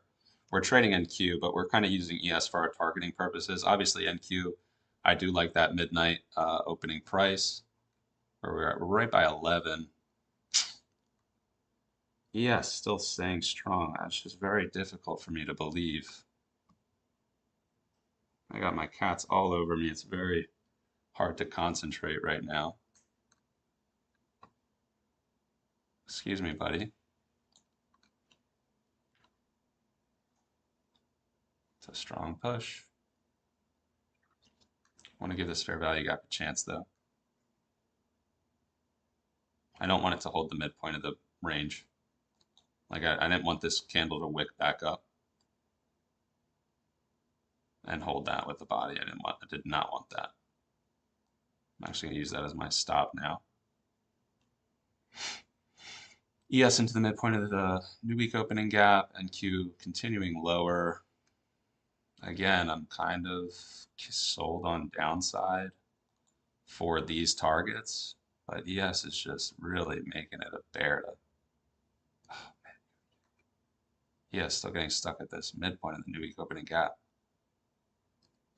I'm cutting a whole bunch off, and I'm going to move the stop. Well, I wanted to move it to even, but it's right at the midpoint of the range. So, man, that's frustrating. So I want to give it, basically what I'm saying is I want to give it a shot to tap into there and then move lower.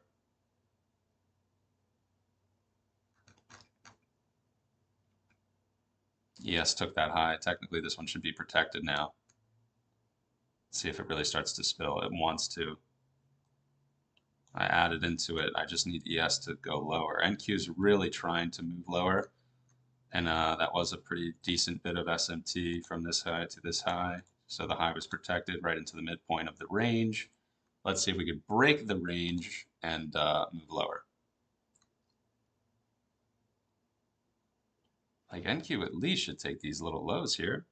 I don't see why it wouldn't.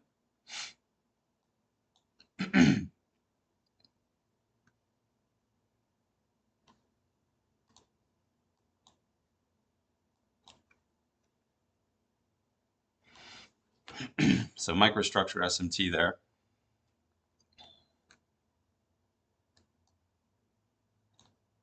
Again, would be really nice if we can get the move all the way down. ES is just so slow. YM so slow to the downside. I just really need them to give it up, and they're just not. Now ES, I would love for ES to invert this new week opening gap midpoint, but it's not on the smaller time frame. It's just taking it continuously taking it, moving the stop to even.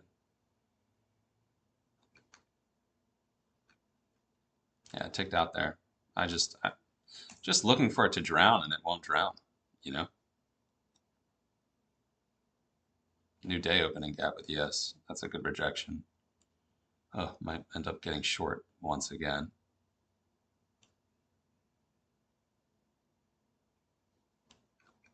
All right, for the millionth time. Here we go. I'm just going to trust that. See what happens. Move the stop back up. Just not have as much size.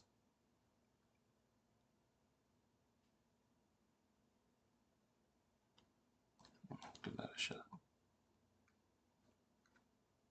Yeah, strong, man. Wow. Can't get in touch with it.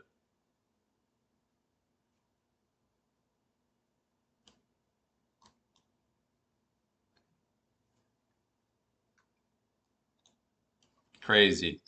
Crazy, crazy, crazy.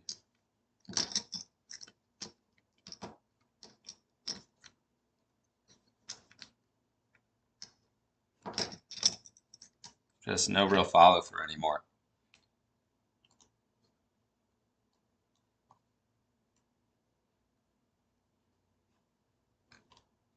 I really want ES to give that up.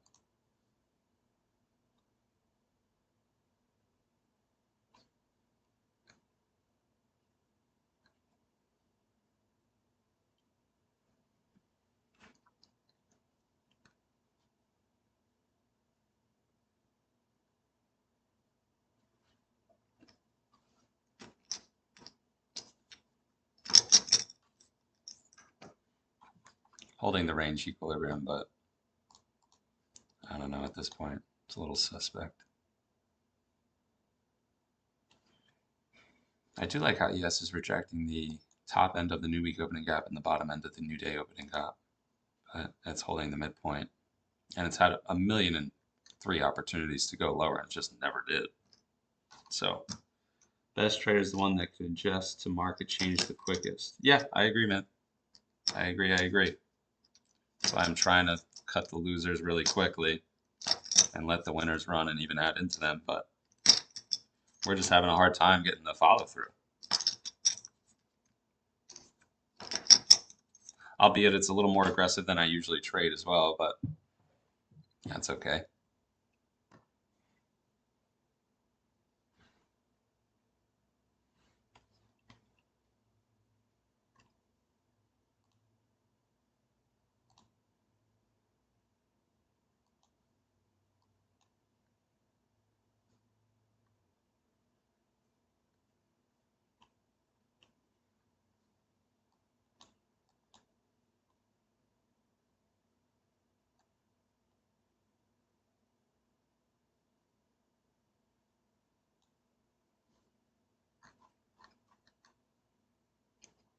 Yeah, that's a T in that 5-minute gap.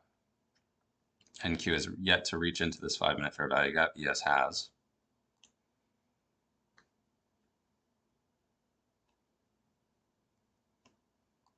Getting short again. Oh, you know what? I actually hate those equals. I might have to peel out of this, or I'm just going to accept. Actually, let me look at NQ. I hate having to double check the structure all the time. No, it's the same. Damn it. I could be wrong here. I mean, it looks like I'm right, and it by all means looks like I'm right, but I could be wrong because of the how we just came up and made these equals here.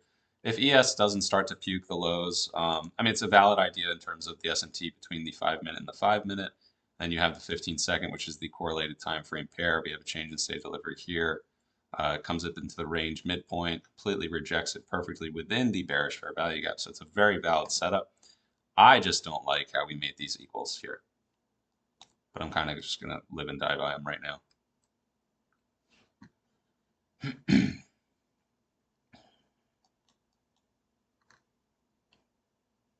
Like maybe I shouldn't have my stop right by them, but maybe I should have my stop over here. But is it worth even doing that way?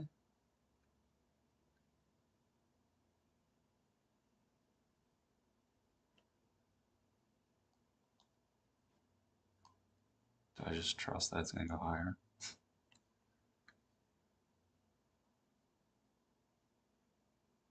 Maybe I'm fretting the microstructure too much. That was a bit of a bad choice on my part. Oh man, that sucks. Just ripping myself apart. Let's go to ES. I definitely want to take the short there as well.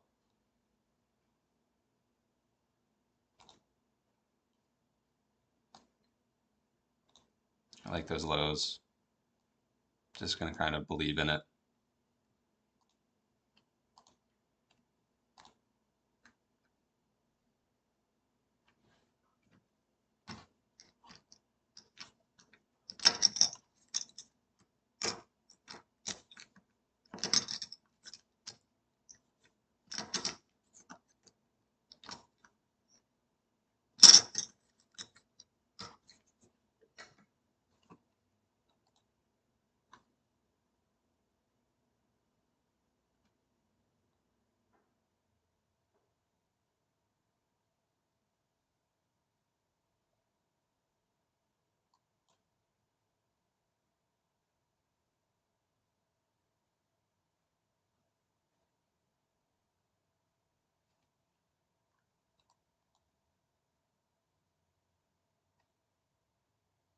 I hate how it's accumulating at the midpoint there. I just need this to puke.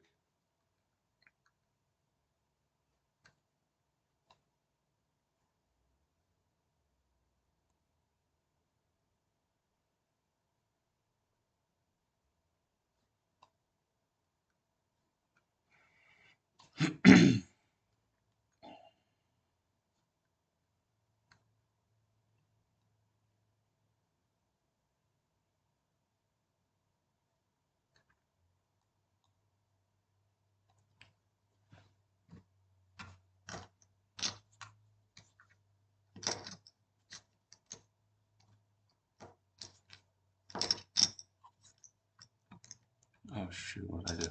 Oh, sorry, fat fingered the stop to even. Probably a good idea, but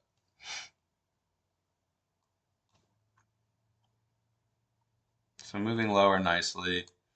Again, I think you guys should at least take these lows, but it could get caught up in the weekly open. I'm just kind of willing to hold it here because of how good NQ is accelerating. Again, I think NQ could probably move into midnight low. We will see.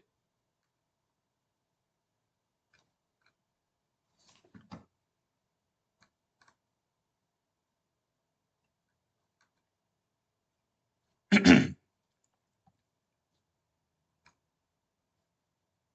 do want to change that back to YM.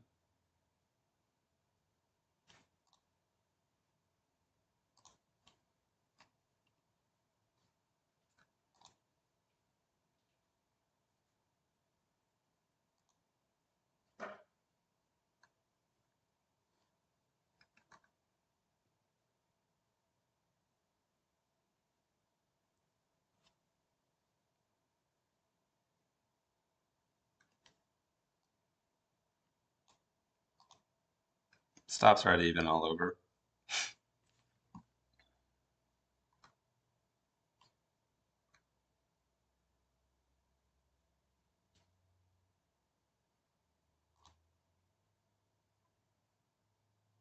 Trying to give ES a chance to just finally fall over.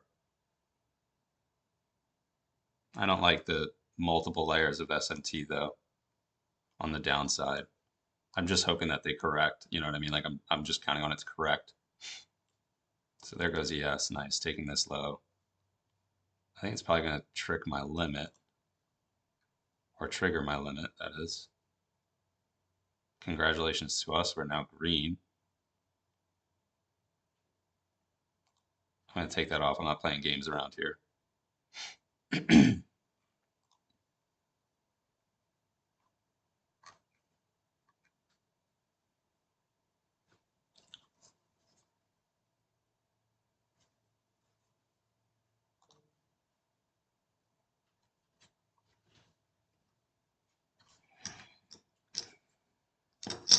What a nasty spot to be in earlier. There it goes for midnight. Let's see if it wants to take it. Up $100 now in the day after being disgustingly tilty. Not tilty, but like just My version of tilt, my worst version of tilt is like bias flipping a million times. And so what I did there is I kind of just locked myself into the bias via size. I chose to lock it in with the size because, you know, at that point, you put the chips in the middle and you're kind of forced to believe in yourself a little bit.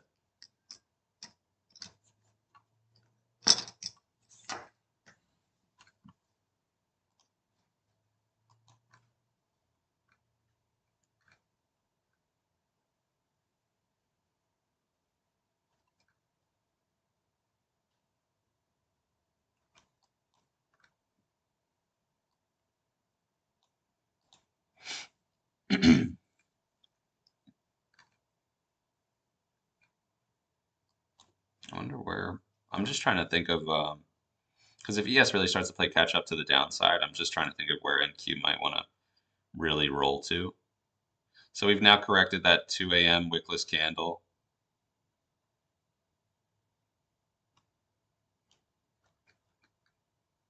We're moving into midnight.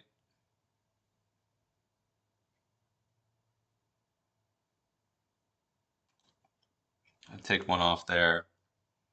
The rest I'll just kind of let ride here until I get scared and take it off.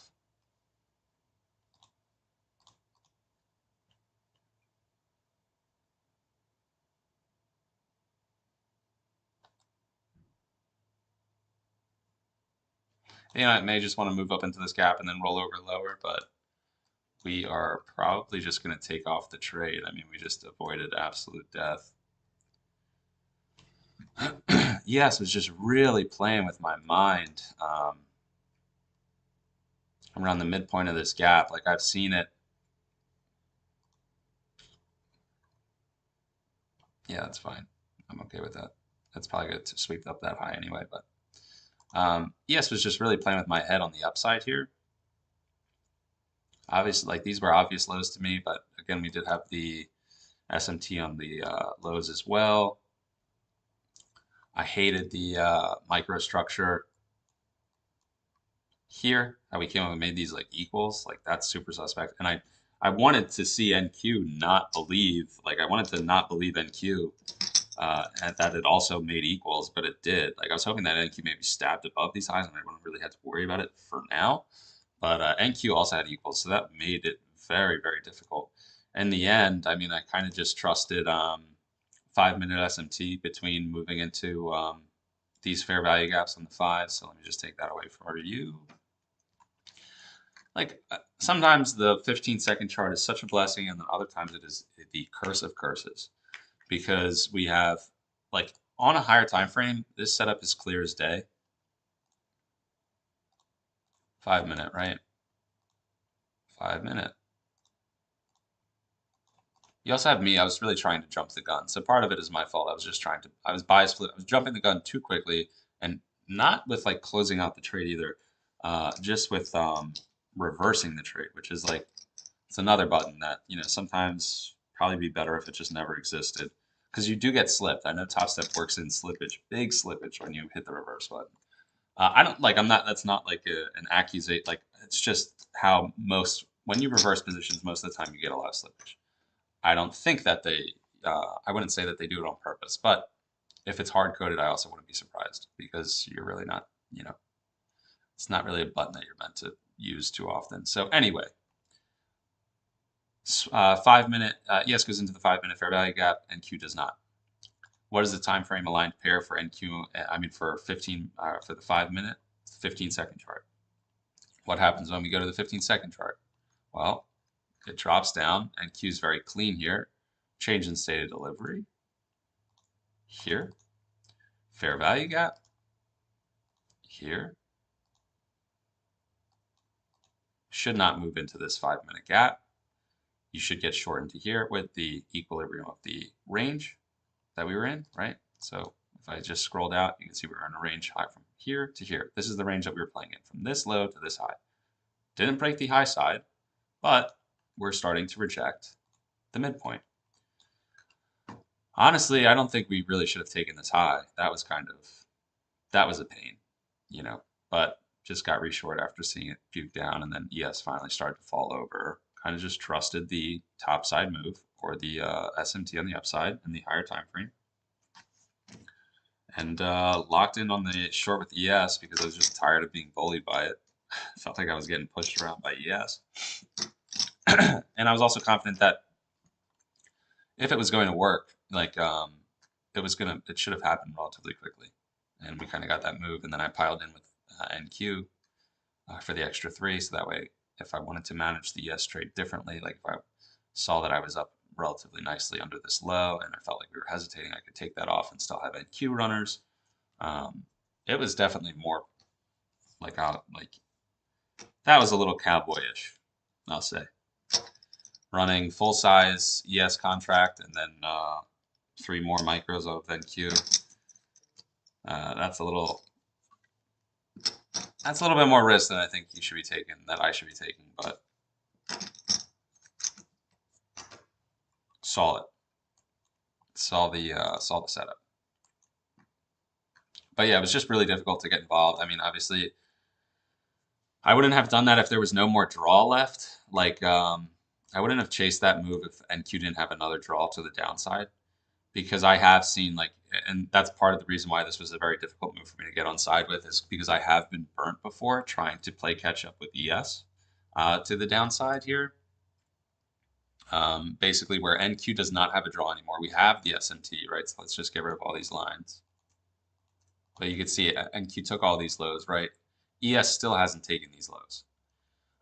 But NQ had, like, if NQ didn't have this equal low draw right by midnight, I wouldn't be chasing the short lower, because I would just kind of trust that there is SMT on the lows and I wouldn't mess with it. And that even if ES wanted to go a touch lower, like, I wouldn't really be so aggressive to target these lows on ES. It was really just the fact that NQ had another obvious draw and ES now had an obvious draw. So I can, and mind you, ES is still has the divergence on these lows, you know? ES still hasn't taken these lows while NQ has. So there's still plenty of reason for me to at least believe in shorts still on that move lower. Sorry, I fiddle with these poker chips all the time while I trade. Keeps my hands busy. Obviously, it didn't keep them very busy right now, but one of them was stuck together and it kind of blocked my train of thought. Anyway,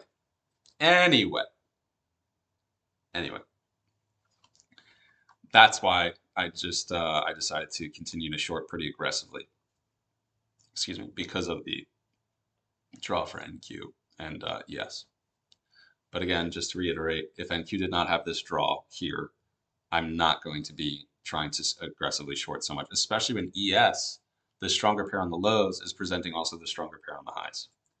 That's something I would typically stay away from. I've been burned by trying to change or trying to, what do you call it? Trying to chase a lower move. Stubbornness. But boy, was that one a mentally draining one. Just having a, like, that was a little too much for a Monday. How is everybody else? How's everybody doing? Everybody that's watching, how's everybody? You guys have a good trading day? What's going on? Talk to me a little bit.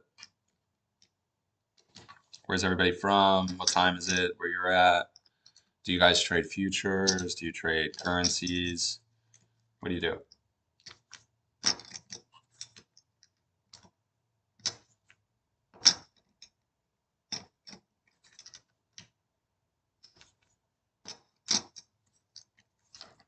I guess I could always put in a, if everyone's feeling a certain type of way, I could always put in a, whatchamacallit, a poll or something.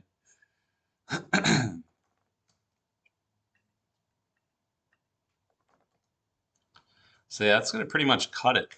Like, as far as like the trades go, I'm not really. I'll commentate the price, but I don't think we're really gonna take many more today.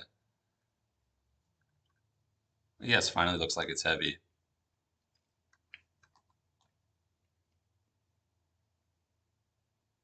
I don't hate those lows for ES. I really don't. I ain't opposed to those lows. Anyway, let me see.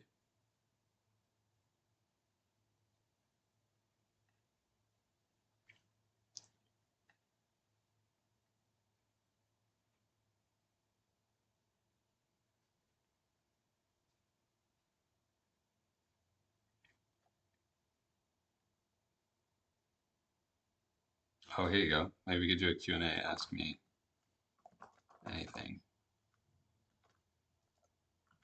Ish.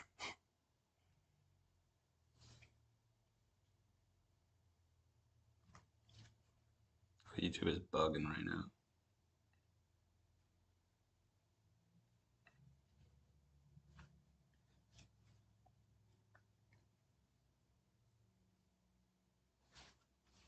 So there we go. We're starting to puke a little bit lower. ES, I think, is obviously going to draw into those lows, back into this new day opening gap. Maybe into this fair value gap. I'm not really sure, though.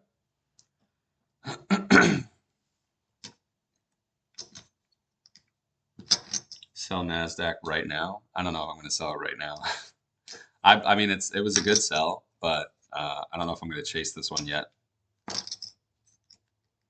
I could open up, if you guys want to trade through me, I could always open up like a practice account or something.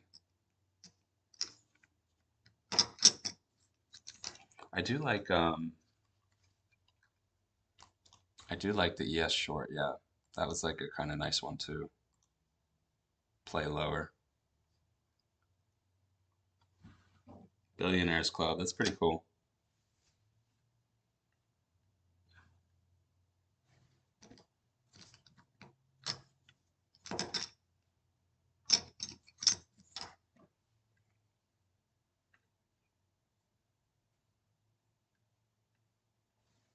Good call on the sell. It's starting to really puke. Nice, brother. Wow, does ES take midnight today too, guys? I'm not sure. I'm really not sure. I'm like more apt to take the little long trade bounce.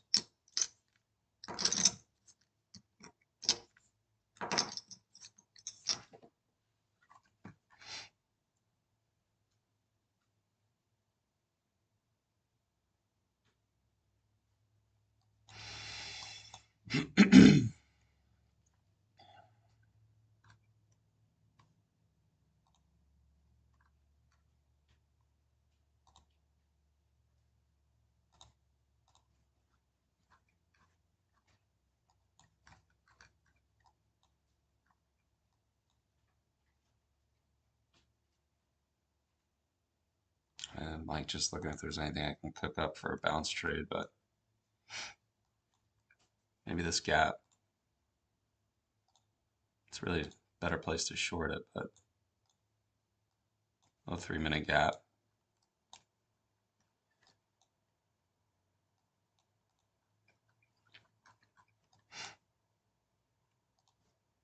Let's look at the 2-minute. 2-minute has some pressure down there.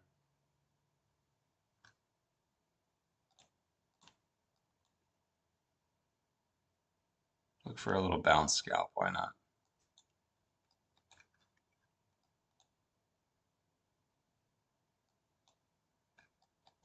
Billionaires Club, what a call, man.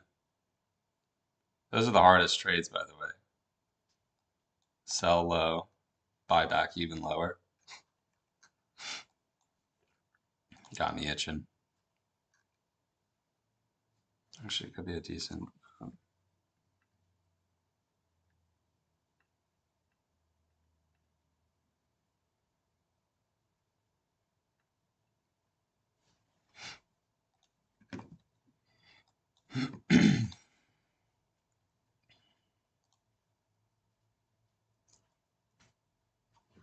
Dun, dun, dun, dun, dun, dun, dun, dun, dun.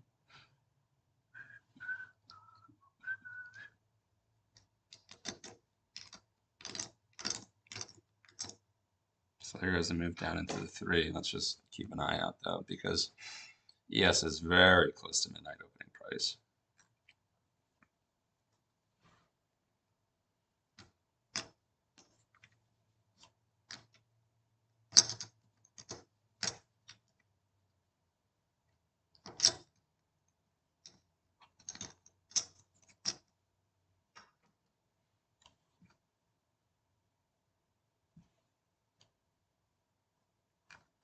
Still hasn't moved into that 3-minute gap.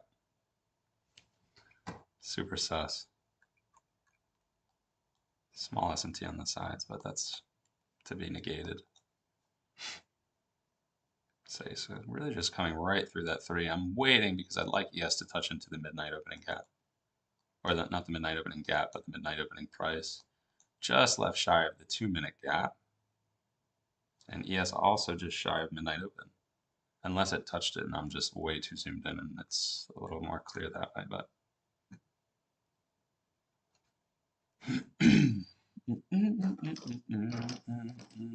I got Maroon 5 stuck in my head. I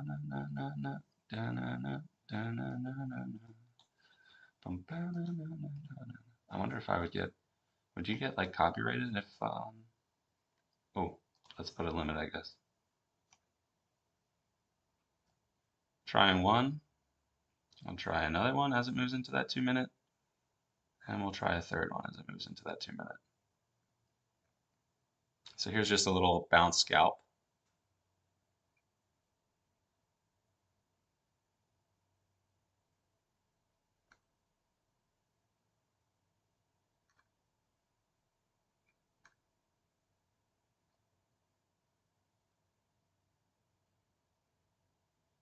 Don't get shoved at the high there. Come on, be nice.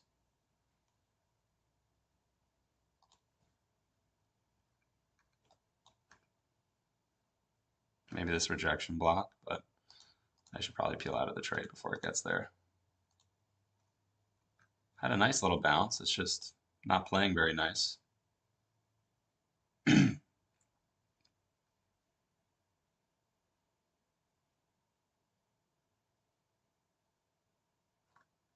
Still holding that 2-minute gap, but I don't love how we came up and kind of started to shove though. That's not really my thing.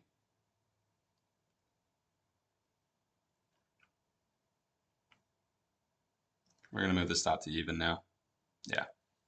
That's all right. We had the opportunity to get out, but just didn't take it. Oh, if it goes now, I'm gonna be sick. Just didn't act right. I was kind of looking for more of something immediate to these highs, maybe. What's up, buddy? Where are you going?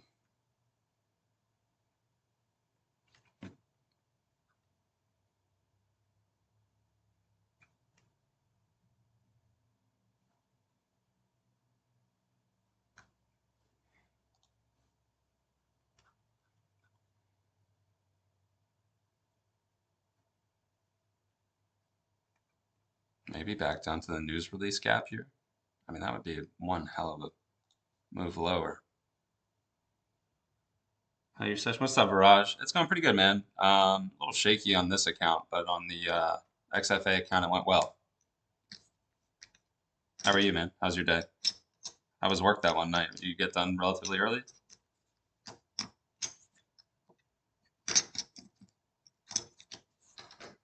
So we're into 15-minute rejection block.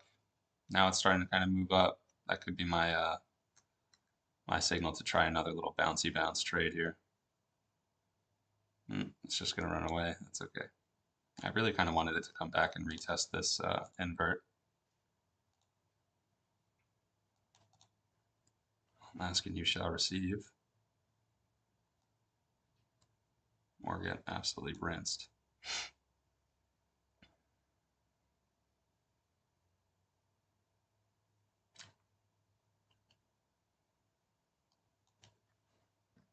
Good, man. I'm glad you're doing well. Still in that 15-minute. Let's see. What's the 3-minute chart look like now? Okay, came down, ripped the top side, and just started to puke lower.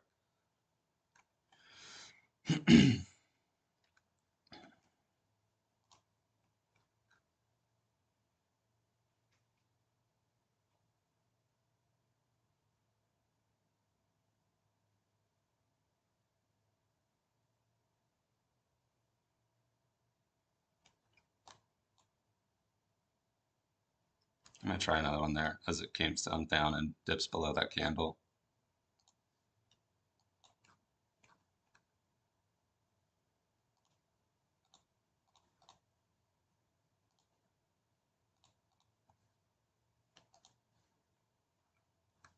Just for our next trick, we're trying to catch a falling knife.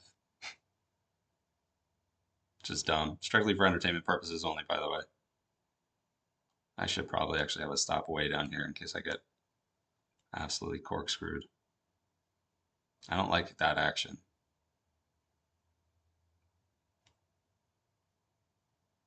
Did it go into there or not? If Topstep data is going to tell me that there's a wick up there, I'm going to be pissed.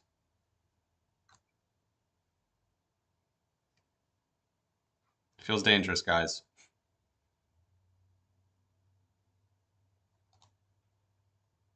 Let's run the stop up to even. I'm taking 2 off because it got stuck in this old gap. I'll add 1 back in. Actually, I should be short, but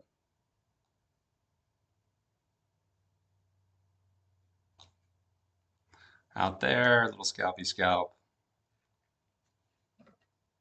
Dave is good. Just had a bad session in the morning trading Nifty. Oh, dude, I'm so sorry to hear that.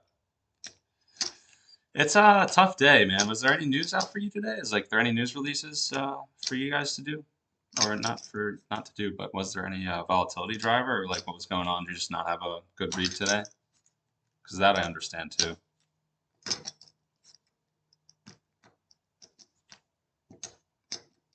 Today I had a decent read on the market. Just was a little bit harder than expected to get involved in the morning. So see how we're using this first invert now as support. Probably going to run up into here, up into these highs as well. Just didn't have it in me to hold after taking the the CE of the 15-minute rejection block.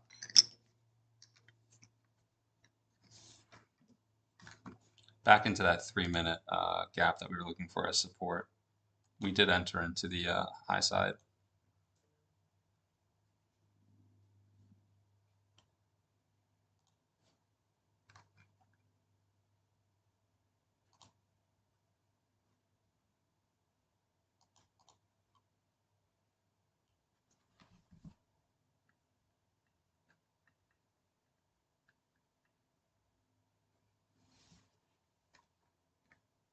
Just got a couple equals there. Rejecting the bottom of that new day opening gap.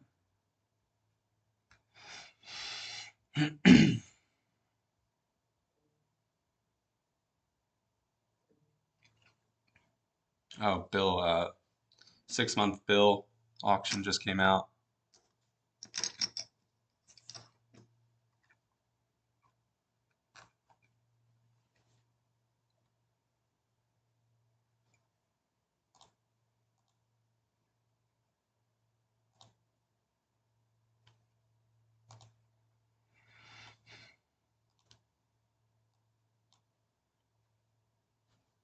Took another short. I just feel like there's a chance that we come down and just take this 15-minute low. I don't like these. I don't like this low here. The 3-minute also I'm kind of counting as a rejection. If it sweeps me out, then so be it. But yeah, I was looking for the 3 minutes to fail back down lower. Actually, to get short again off that candle. Kind of not buying that nonsense. And if I get stopped out again, then I get stopped out. But yes, into midnight.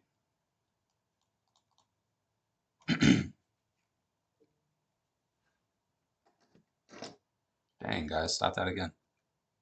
Not quite, but probably.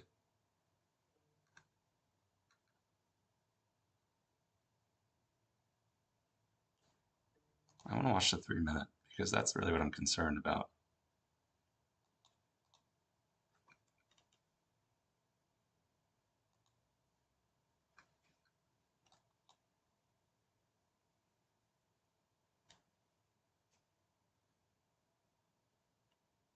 Wow, talk about luck there with the stop placement.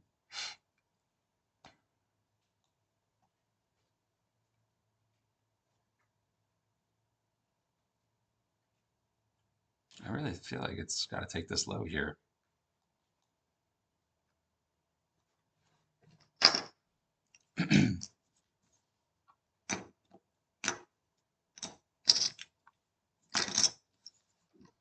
Also pretty sure the 2-minute should be inverted. Yeah, it should have. I'm just going to take that away. I'm going to take that away because I don't want to see it.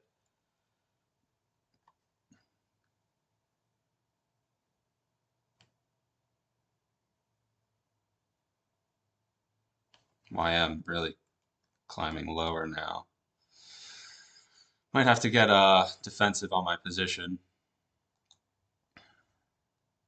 I do like how the 3 minutes now, we're using that midpoint, that 3-minute midpoint. Would like it to just fall out of bed here.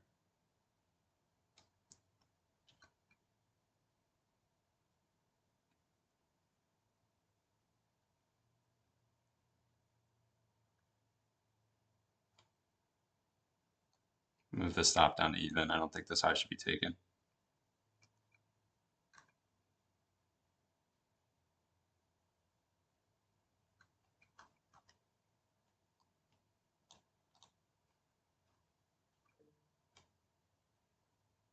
That's a nasty candle.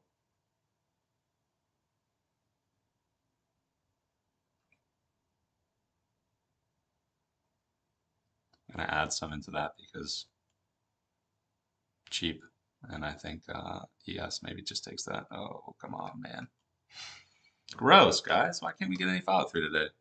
Just kidding. After I nailed many follow through trades, it's just been hard to get follow through in this part of the session.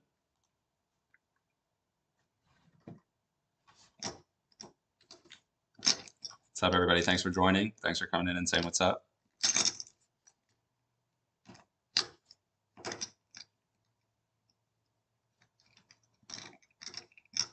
I don't know. I did put like an ask me anything thing. I don't know how to control that though.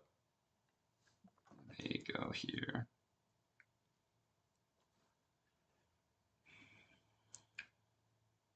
Let's see this, save playlist.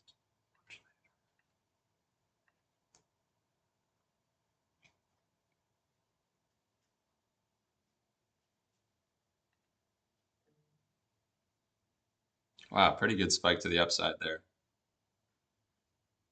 And for people that are back into the chat now, I just want to I'm sorry, the title should not be too clickbaity. We were trading the XFA earlier in the morning. If you want to rewind and check that trade out, you're more than welcome. That was in way earlier trade, like 9:30ish, and like 9:50, I think 9:40. So now we're just kind of playing with the Combine account. We've been up $100 like twice or so, a few times, and just kind of continuing to trade and see what everybody's doing.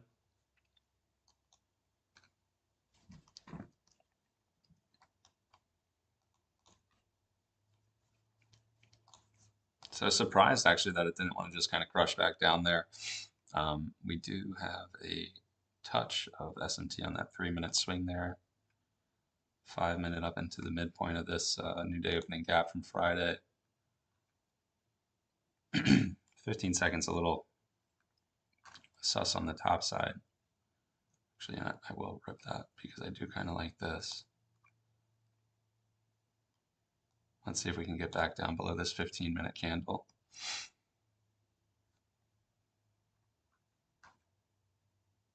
Like how we were both at the new day opening gap midpoint from Friday.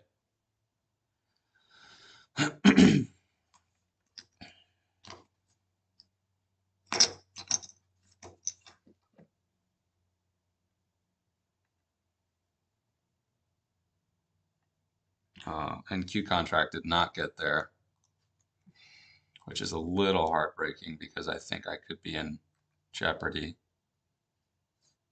That sucks.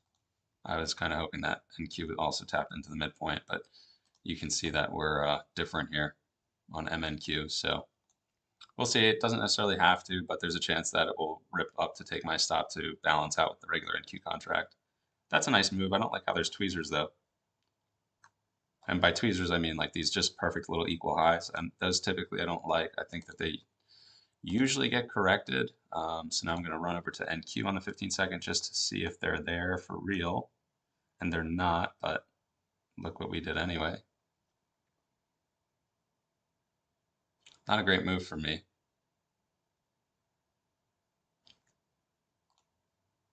Actually, switch back to YM.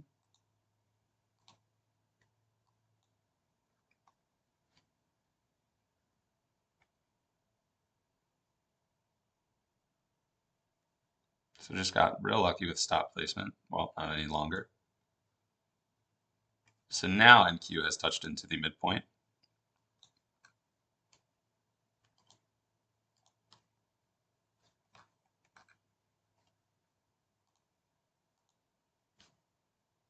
Definitely a lot of trading here. Way more trading than I'd really recommend to anybody, but we're just gonna put the pedal to the metal. See what we can make out of it, right?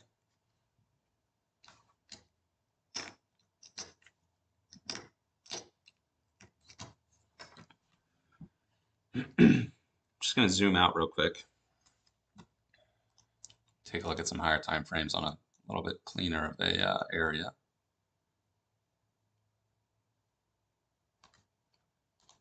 So this is kind of what I'm looking for here, these lows. We'll see, we'll give it a chance, you know.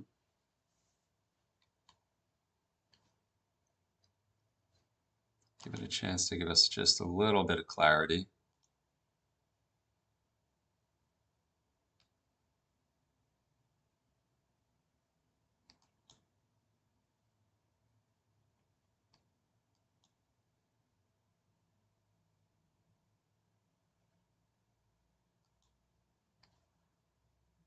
So what I'm doing right now is I'm just trying to scan through the time frames, see if there's anything that really jumps out into my eye that where I think like we can catch some sort of stopping point in this upside rally.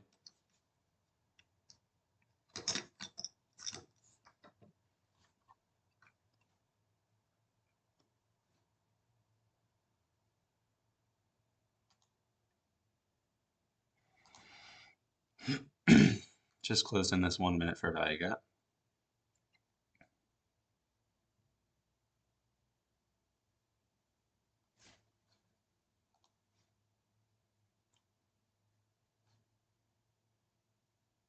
I will opt to sell that, especially as we kind of peeped up into this 15-second gap here.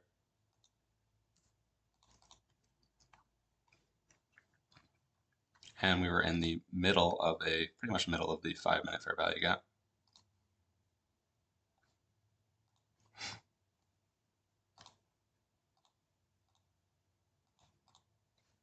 A little bit over, but you know, not too fearful of it.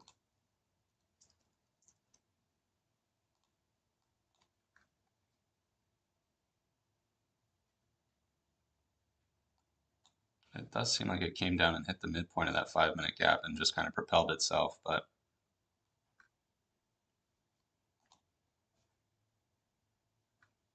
still getting stopped at the 1 minute full fill here.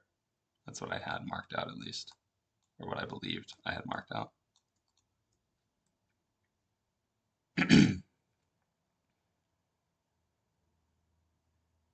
Whoa, came down to the open there and starting to rocket back up.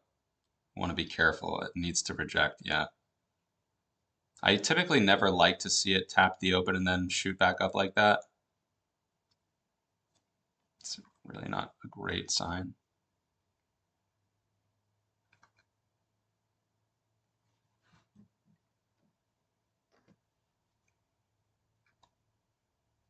Keep forgetting I should have a stop up in here just for any sort of God candle to the upside or anything. There's just always headline risk now in this market, so you really have to be careful.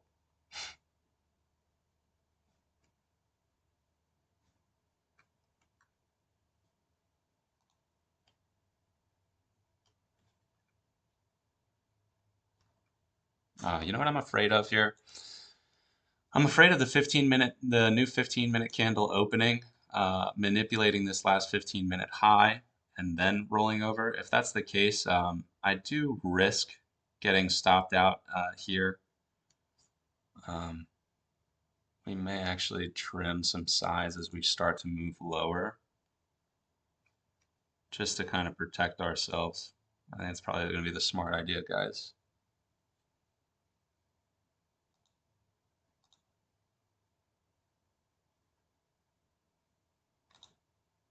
Trimmed half just to get back to, you know, some green here. Move the stop to even. We are looking for that 15-minute set of lows. Pay yourself. Thanks, Tej. Yeah, Yeah, it took a couple of the took a couple off there just because this next 15-minute candle open. Definitely want to be careful that it's going to come up and stop us here. So the possibility that I am looking at, Teach, is the fact that um, this may just be an up close candle that never gets the high taken, and we may just roll back over. So that's why I'm kind of yeah, Asian session lows. Yeah, what is that? All the way. What market are you looking at, Teach? Because we took Asia. Oh, you want Asia session like to go up to Asian session lows. I see what you're saying. I see what you're saying. Yeah. So yeah, it depends, man. I mean, it can go either way. Like I said, like when the market is kind of speedy, and we did have a lot of this movement up here, you know, up into these 15-minute highs. I wouldn't be surprised if this was just that one up close candle that then then we just resume after. But I totally see. And to be fair with you, actually, also, I don't like this structure up here, Teach, and I actually really don't like what we just did here. So I'm definitely going to be like, I don't like how we didn't prod up into these highs.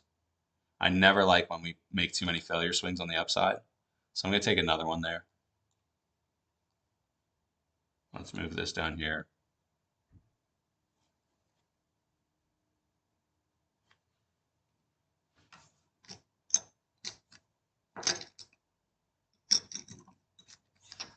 Yeah, geez, let's take another one, brother. Let's just lock it up a little bit. I definitely do see it coming at least above these highs. That could be our internal highs, Teach, for a drop lower.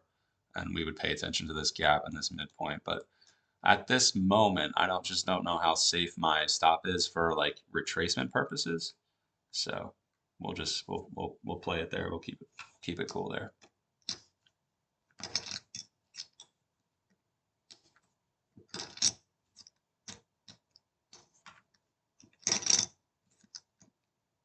We are getting close to lunch as well. It's the last 15-minute candle before 12 o'clock.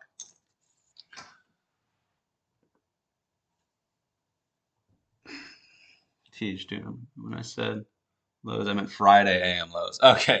It also made sense what you said, by the way, Teach. Like when I looked up and I saw Asia lows over here, you could have totally played that off, by the way, because I would have also understood what you meant. Like, I thought you were meaning maybe retracement up to Asia's lows, take the internal liquidity on the 15, right? So little internal high taken and then retrace back lower. That I totally understand.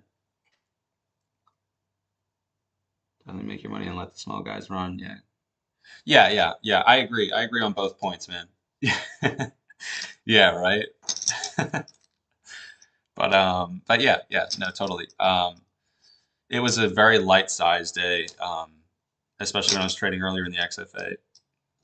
Not that I'm really planning on taking a lot of size in that account anyway. I mean, I'm a firm believer, especially at these volatility levels, that you don't need any more than 3 to 5 micros in this environment, especially trading a 50K account. You know, it's just not a lot of room. You know what I mean? 10%, $200. It happens in a blink of an eye. You know, it's on 3 micros, I think $200 is like 32 or 35 points. So it's really not a whole lot of room, especially given the news wicks that you know happen. You know, these headline wicks that are just out of nowhere. So we're getting a nice move out of that 5 minute fair value gap.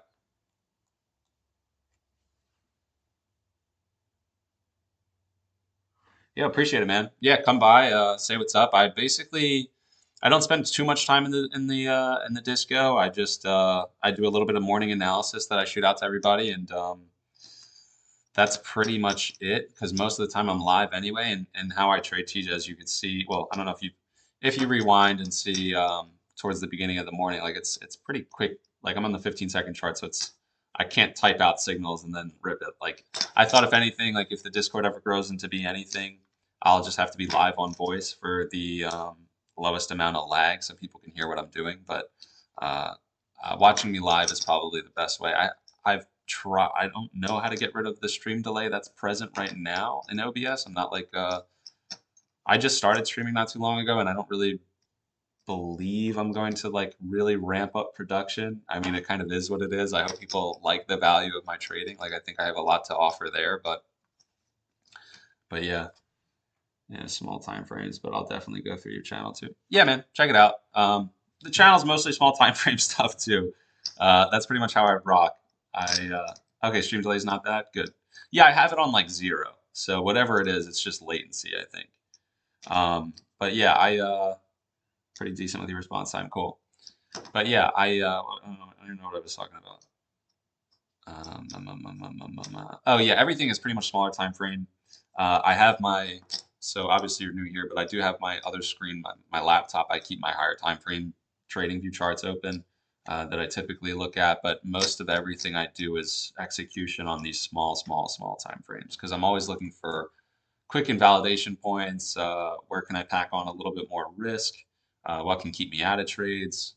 You know, whole 9 yards. So I just find that the 15-second chart, like I also was saying earlier, like it's a blessing and a curse as far as it goes. Because sometimes I'll see these microstructure and it'll keep me out of a winning trade because I'll get spooked by highs like this or these types of tweezers that I'm not a believer in. Not on NQ. ES it happens all the time, but that's just because of ES's tick structure. But on NQ, I typically don't like to see even, I hate that.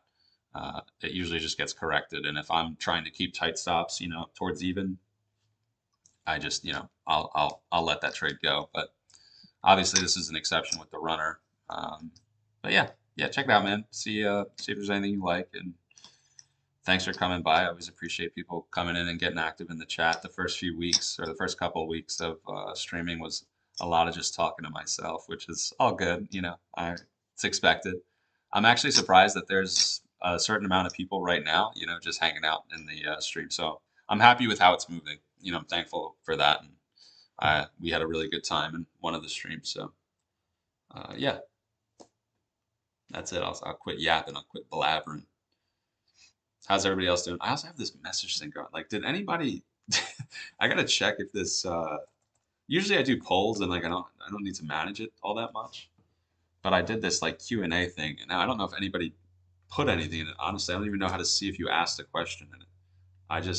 I couldn't see the instructions. I just threw it up because I figured maybe it's something for people to interact with. I guess nobody said anything. I'm gonna end it because I guess nobody's saying nothing. So this remove all questions. Well, there is no questions in the question list, and I don't even see a list for the questions. So I guess there's nothing in there. Oh wow, what a retracement! Are we gonna get sniped? That's gonna eat. Do I risk $1? Do we get lucky here and it just turns around? No. Maybe? Yo? It was close for a second ago. It will grow, bro. Just stay consistent. Thank you, Tim. Appreciate it, man. Yeah, that's what I'm gonna do. I mean, I stream pretty much every morning. Every morning except for Thursday. Tomorrow I will not be streaming. I'll be playing golf, so I'm sorry. I got a tea time. But that's yeah, every day pretty much I stream except for Thursdays. And then on Thursdays I'm a little bit more active in the Discord because I'm not, one, I'm not as aggressive with my executions, and I'm not I don't know. Like I'm just not like I'll just do more so call outs on Thursdays. Major money, man. You don't need to be right to fill that pocket. I agree. Yeah. I mean, like I said, today the XFA was like the really golden sort of day. Like it was the trades towards these lows here and here. So that was the good XFA trade. Actually, original trade was in the 15-second fair value gap off the S&T with ES and NQ here. Had a really great move and was just holding it. Unfortunately, got stopped out, like which was total BS. But stayed patient and then got back in pretty much right around here after we invalidated about midpoint. Looked for the breakaway gap, got it, ripped it down into the lows. Huzzah! And then we've just been like farting around like over here with the combine. As soon as I saw No News Monday, I knew price would be beautiful today, dude. Right? It's either so it's one of two ways. There's really no in between. Teach. There's like zero in between. It either is absolutely clean and perfect, or it's absolute trash. So I was kind of ready for anything, and today I kind of was making the. I don't know if anybody in here plays poker, but I was kind of. Am I Canadian? No. Do I have a Canadian accent, or did I get a little Canadian there?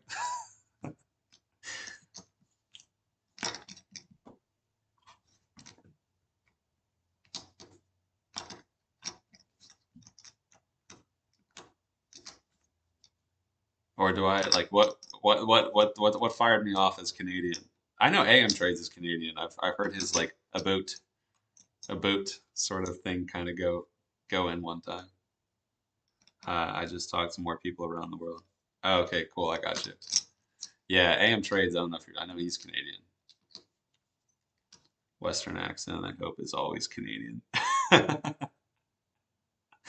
Oh man, I'm sorry to let you down. Not West or not Canadian. A boot. Yeah.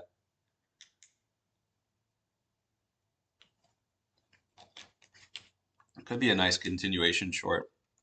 Back down using the midpoint of that new day opening gap and the 5 minute coming back up to the 1 minute here and closing it in. Should we get crazy? Nah, we'll just watch it. We'll just say that we got short. I don't feel like wasting any brain power here. Is this the short position? We'll say that we got short right here. Let's say that we're gonna risk those highs and we're gonna aim for these lows. Let's just not say we did, right guys? Let's just not say we did. No, shock pulse. I am not long, my friend. If anything, I'm looking to be short. Back into this 15-minute equal lows here.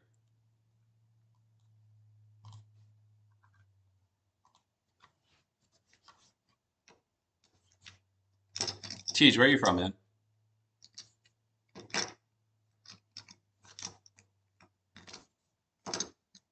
So this is and disclaimer only if it works.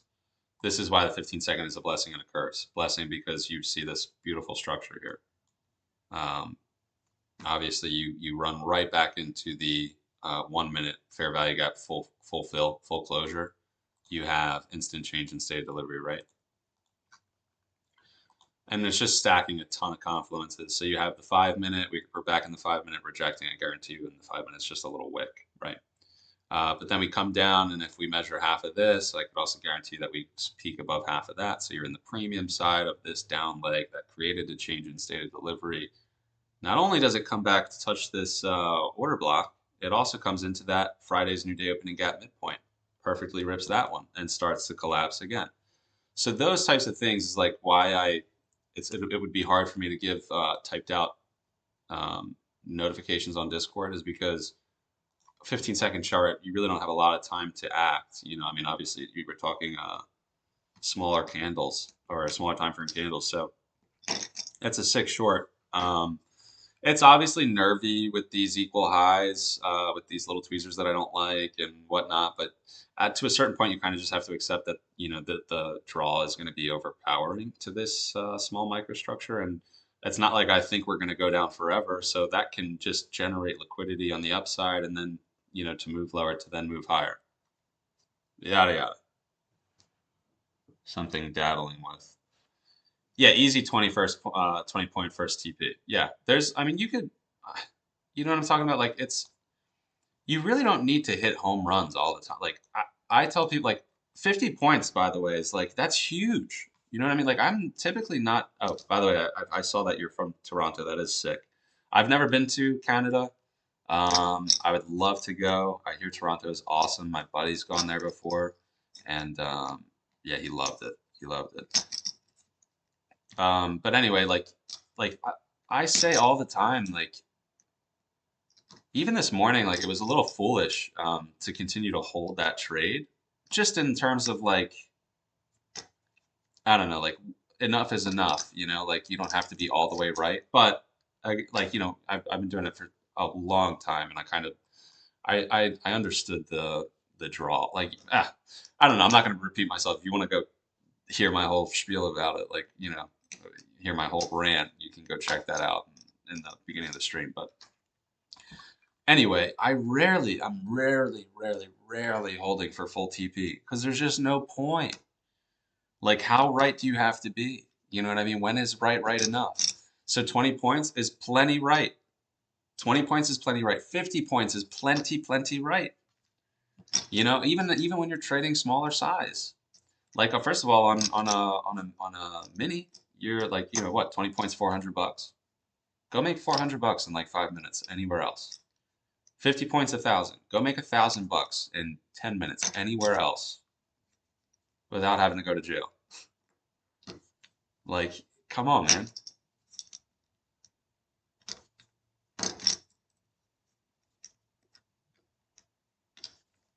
Yeah, exactly. Well, so that's the other thing too, is like you use size, right? And part of like the only way, like I've kind of just come to the like come to understand that like I'm never going to have, obviously it's all scale, but uh like it's all scale to the point where like I'm never gonna have 5 contracts running to my TP. Like, you know what I mean? Like, I'm never gonna have 5 minis running to TP. Like, the whole goal of scaling up is to feed the ego with runners. Like, I mean, I take like so like pretty much now if I'm in 5 micros, let's just say I'm in 5 micros, I'm taking 3 off at a very reasonable target. In fact, I'm probably taking one at 30 points, another one at 50. After it starts to retrace back after hitting 50, in my head, I will then feel dumb for not taking 2 off at 50. So I'll probably take another one off at like 42 because now I've missed out on that thing. So, right? So I've trimmed 3 already. And then I'll have 2 for runners. Now the second one will then come down and take the low that I just, paper handed on the last one, okay? That one I'll probably then end up taking off for another 20 points. Because I'll be like, well, I loved it at 50. I sure as hell love it at 20.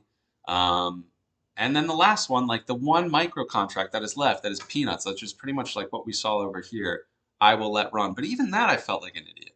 Even that, like you feel dumb giving up like $80 or like, you know what I mean, $100. Like, why did I let that go? Obviously, so that way it can come out and take these lows, and that's the uncertainty with, certain trades. But yeah, I don't know, man. Like, it is what it is. I'm not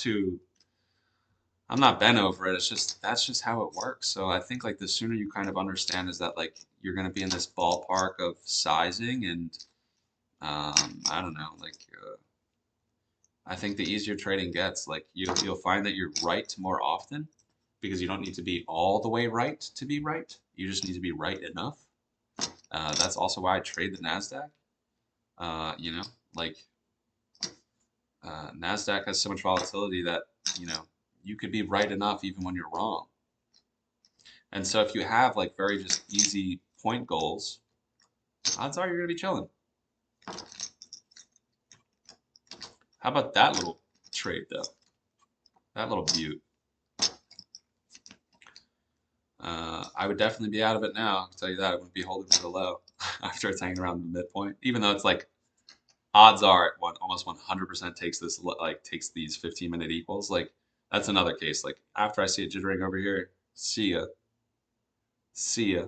You know what I mean? Like who cares? What's another couple points? But I would venture to say that it's going to go down, sweep this nice little blue line here. And for anybody that's new, hold on. Well, I guess everybody's pretty much new. You're right. We aren't heroes, man. We're just trying to navigate, the adult casino over here or the financial casino. I don't like calling it the casino because it gets a bad rap. But like in the end of ends, it's just better risks that you're taking. It's almost as if you could play roulette with better than, I don't know, 50% odds. I mean, that's essentially what we're doing here is we're playing roulette or we're playing any really card game. I guess you can call it baccarat, but you're basically playing baccarat with like 60 to 70% odds. If you're good. If you're good. If not, you're probably playing, and you could still, and that's like not to say like you're bad if you, that's not to say if like you're bad, like your trades are, you're not a bad trader if your hit rate is like 40%, because honestly, most of the time I feel like that's where my, let's make this shit grow. 9 people in the Discord. Yeah, brother. We're getting there. But I think most of like my hit rate is probably around 45, 50%. It's all relative. It depends how like hard I have to try to get on side, but my winners are typically much larger than my losers, and I typically I'm looking at a draw that's pretty far away, and I can hold, pretty good. We're gonna have a good year, man. Yeah, hey, I hope so. That would be sick. By the way, check it out. TP hit.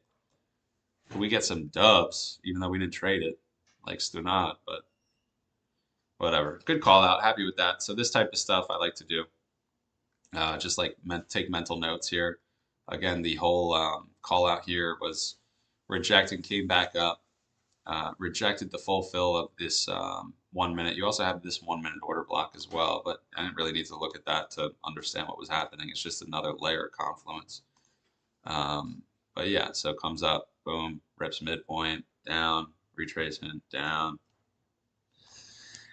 And just like that, it's a, yeah, TP4 hit. Yeah, like more like, yeah, TP like 3 or 7. You know what I mean? You get it. I'm glad you understand. That's pretty funny.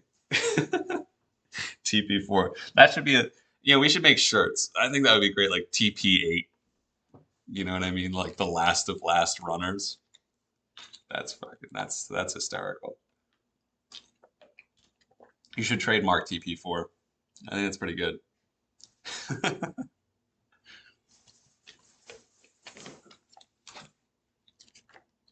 That was actually a sick trade if you use that DOL of my TP4. I made just short of it and then just cycled. Do it. I don't know. I don't even know if I understand what you just said. That was actually a sick trade if you use that DOL.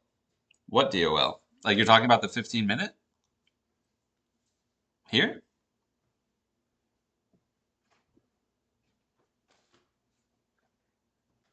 I'm confused, Teach. We're at a bit of an impasse here. That was 100% the DOL. That was the reason. Because we were targeting these equal lows on the 15, and if you look at the 5, they're just clean. I believe. Yeah, man, believe.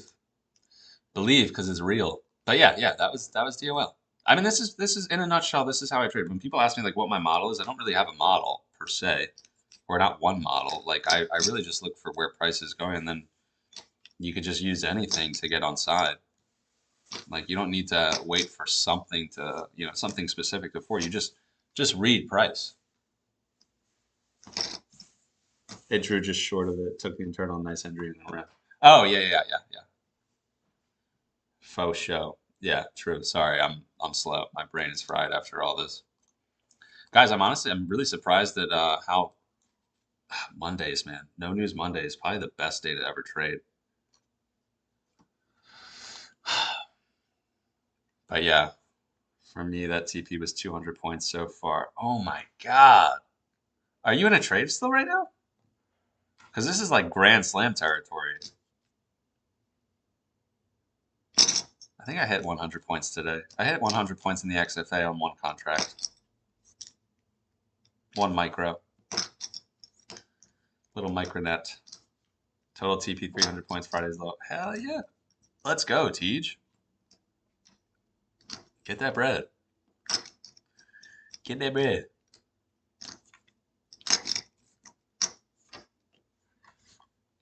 Cool, man. Love that. Friday's low is all the way over here, right? That's an ugly low. That one might be tough, dude. You might want to, I think you're probably going to get it though. So what I'd like, so if you look here, we're probably going to go fill in this news gap. So we had gapped from news on that Friday as well. I was looking for this low all Friday. I was actually looking for us to crawl lower. I'll post it in the court after. Yeah. Check it out, man. Definitely post away. But anyway, I was Friday's action was actually really surprising to me. So if you look on the 15-minute chart, I was kind of going through this with everybody that was in the Discord on that Friday, or not on the Discord, on the YouTube chat. So we have these 15-minute divergence, right? And we started to move higher. Okay, right at like 9:30. I'm buying like this is fine. Like I use this like as stop is in 1%. Yeah, dude. You're chilling. I mean, this is like the best type of trade. teach, like just when you have no risk and you're just hanging out. But on Friday, anyway, ES weaker or stronger pair, okay? Basically, once I see, like ES, it's acceptable for ES to take this low, but not take this low, right? ES should not take this low if it's going to continue higher. And Q cannot take this low, okay? But it could sweep technically below that low, but it, like no real point. But anyway, like what you end up getting, okay, is and this is some like sauce, man. All right, this is something that I've kind of discovered myself. Say, you see how ES is kind of making like this type of shape? If ES didn't take this low here, and it makes this nice little, let's just say the low is somewhere over here, okay, and it makes this, come on, let's just say it makes a nice little, please, please, please, please, just, okay, you know, fine, I'll do it over here. And it makes this nice shape where it never takes this low either. It makes that nice boom boom. And say NQ now does the opposite, shebang, right? Boom, boom, right? You see what I'm saying here? See what I'm saying?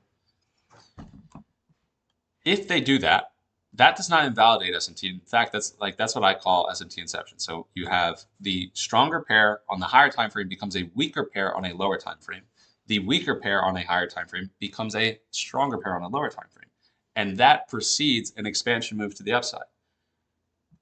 Since ES took both of the SMT lows, right? The important one, realistically, this one.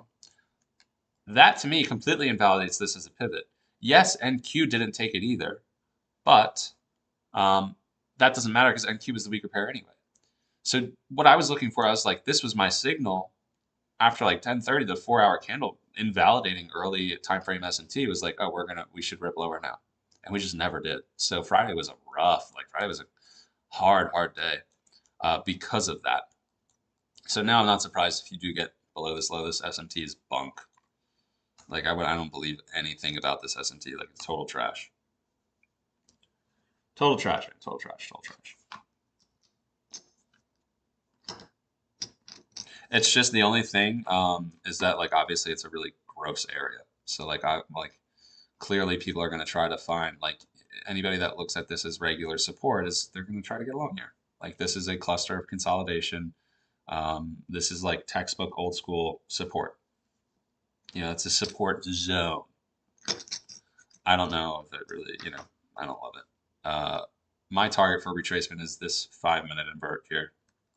So you can see not only does it end where all this hoopla is, it's like when we start to get into an impulse range. So really what you would want to look at as your first target is the 5-minute. And then you'd go down to this impulse leg, measure half of that, right? So half of this impulsive move you'd want to see price go into. But realistically, it's just this nice little 5-minute breakaway gap that we then completely crushed through and never came back in. Did those lows get ran in the macro in the second SMT on Friday? I don't know, man. Let's check it out.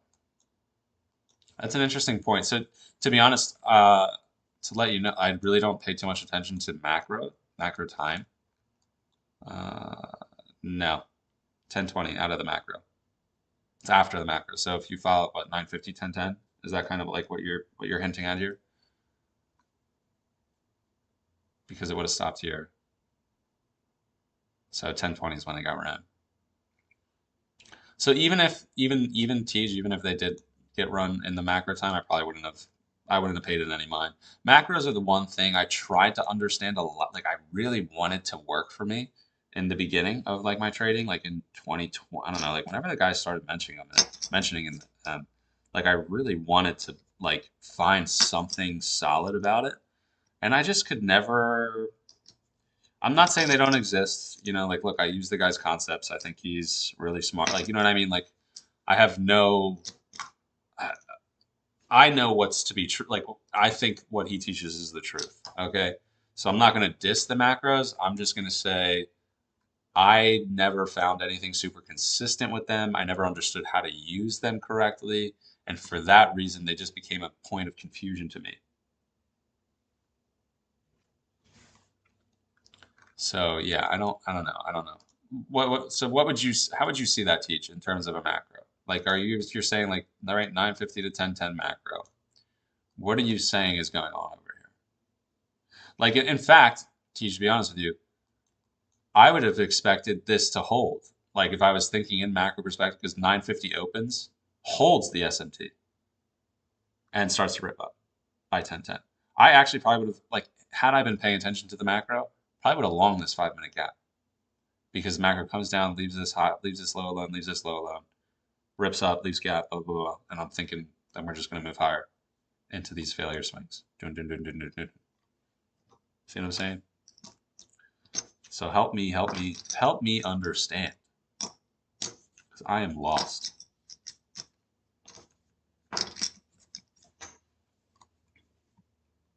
While you type that out, I'm just going to run to the bathroom real quick. I'll be right back, everybody.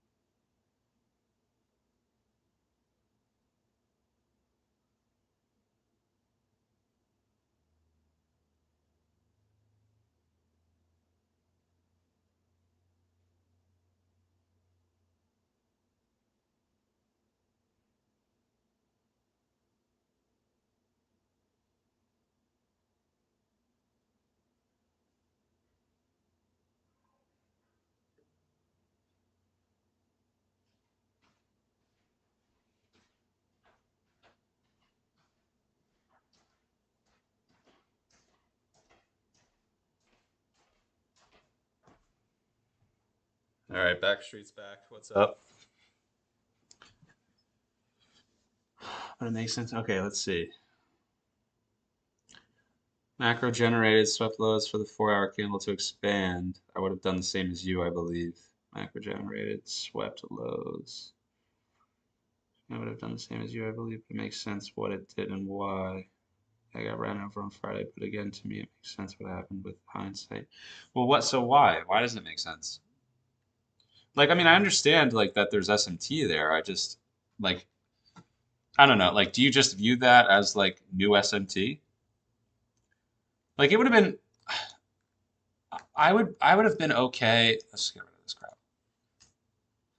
I would have been okay if NQ made another low.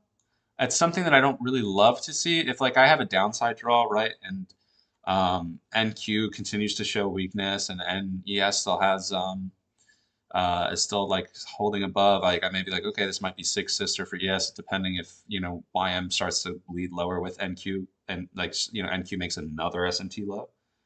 Then okay, like I'm sort of more apt to like I'm okay with that if it's going to move lower. But on the top side, I don't mess with like I don't like how ES was originally the stronger pair, and now with this new SMT it's the weaker pair. I don't believe in that unless it does what I was explaining with the SMT inception. Like if these lows came down and ran this low but left this low alone, that's fine. To me that makes a lot of sense.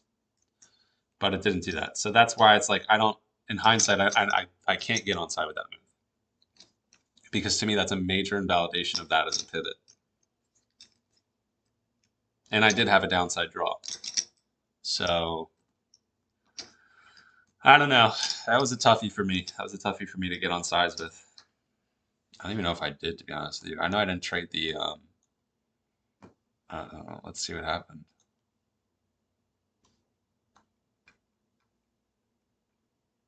Well, I guess we did good enough. I don't really remember. I think we made most of the money. Oh, right. It's because I made most of the money on the downside and I held a runner. I was holding a runner for it to move lower. Right. So I was already short because I was already targeting lows. Forgot about that. And excuse me. I was actually pissed because I did get stopped out on like a nice move. Like, you know what I mean? Where was I? I think my stop was like all the way up here. It started to hesitate here. I said, okay, deal me out. So yeah, that's what happened, man. Tragic. Absolutely tough scene. How are we using this 15-minute candle here? That's pretty cool, right? Do you think we go into the 5-minute gap today? Is this a short? 15-minute, 1 minute respecting. Oh,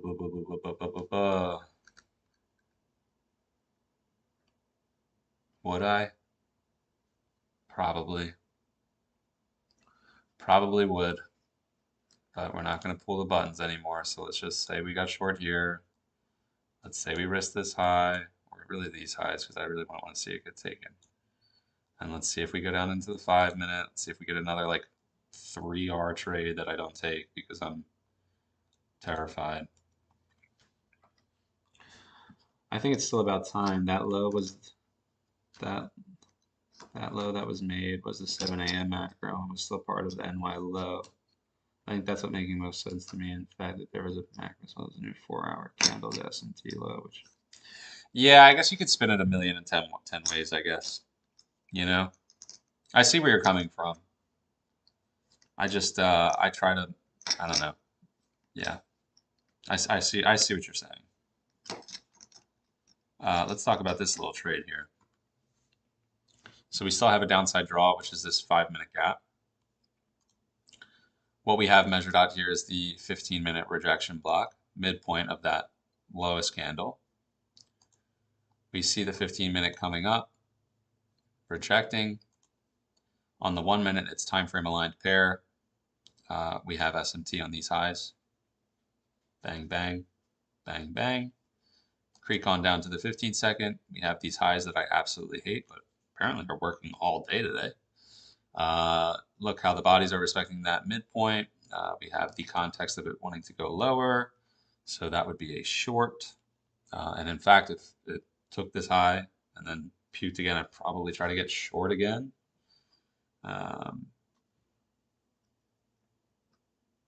Yeah, fluid perspective is right.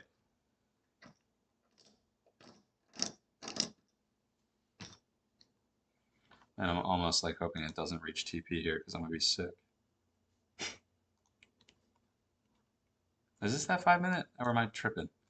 What? Oh, never mind. I'm so wrong and I'm getting super lucky right now. Oh, this is that. Okay, take it back. I'm okay with this. This is that news gap. So news gap is still a draw. But would I be super apt to take it? I don't know about that. But hey, if it's right, let's just say I knew exactly what I was talking about so I could look really good and smart. And you guys are just going to be like, wow, this dude's like, you know what I'm saying? Nah, I'm playing. Pretty good though. I mean,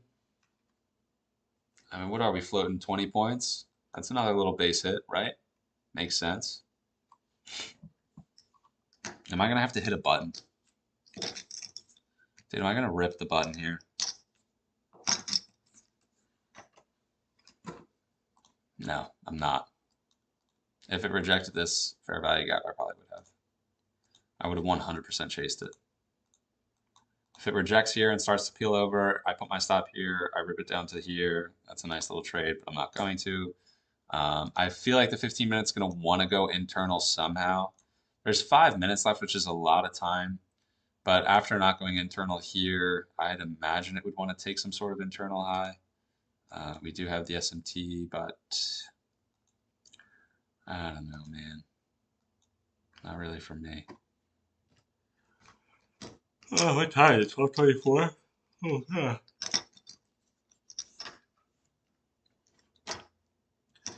Also, I'm sorry if anybody's written in the Discord. I think I remember seeing notifications, but I keep YouTube chat up on my phone. I don't have like a multi-screen monitor. Like I just have one big monitor screen. You're gonna get stopped. Did I get stopped yet or what? Oh, right, footprint noob. Yeah, we'll see. We'll see, noob. We'll see here. Let's redraw it. See if you're right. I would probably agree with you. That's a scary looking candle, right? But I'm not going to, man. I'm just gonna stick to my guns here. I'll tell you what, though, noob. I would be 100% stopped at even because after this type of action, I would have moved my stop to even. So you're right. I would be stopped. But would I be stopped before target? I don't know. But yeah, full honesty, I'd 100% be stopped out of this trade. If I was short here and it started creaking lower here, I'd 100% have my stop to even.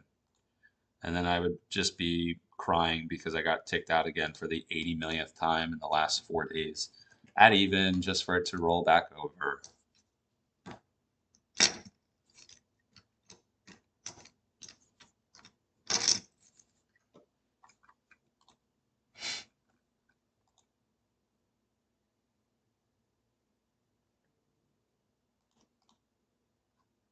I really just wanted to sell one there and risk the high.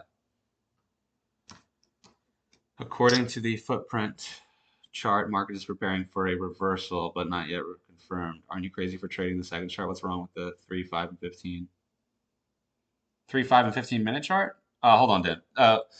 Noob, I would actually love to learn how to read footprint charts. I've just been lazy with it, and I don't feel the need. Like when, I have this stuff that works really well. But actually, when I was first starting to trade seriously, I really considered doing order flow trading and just automating it.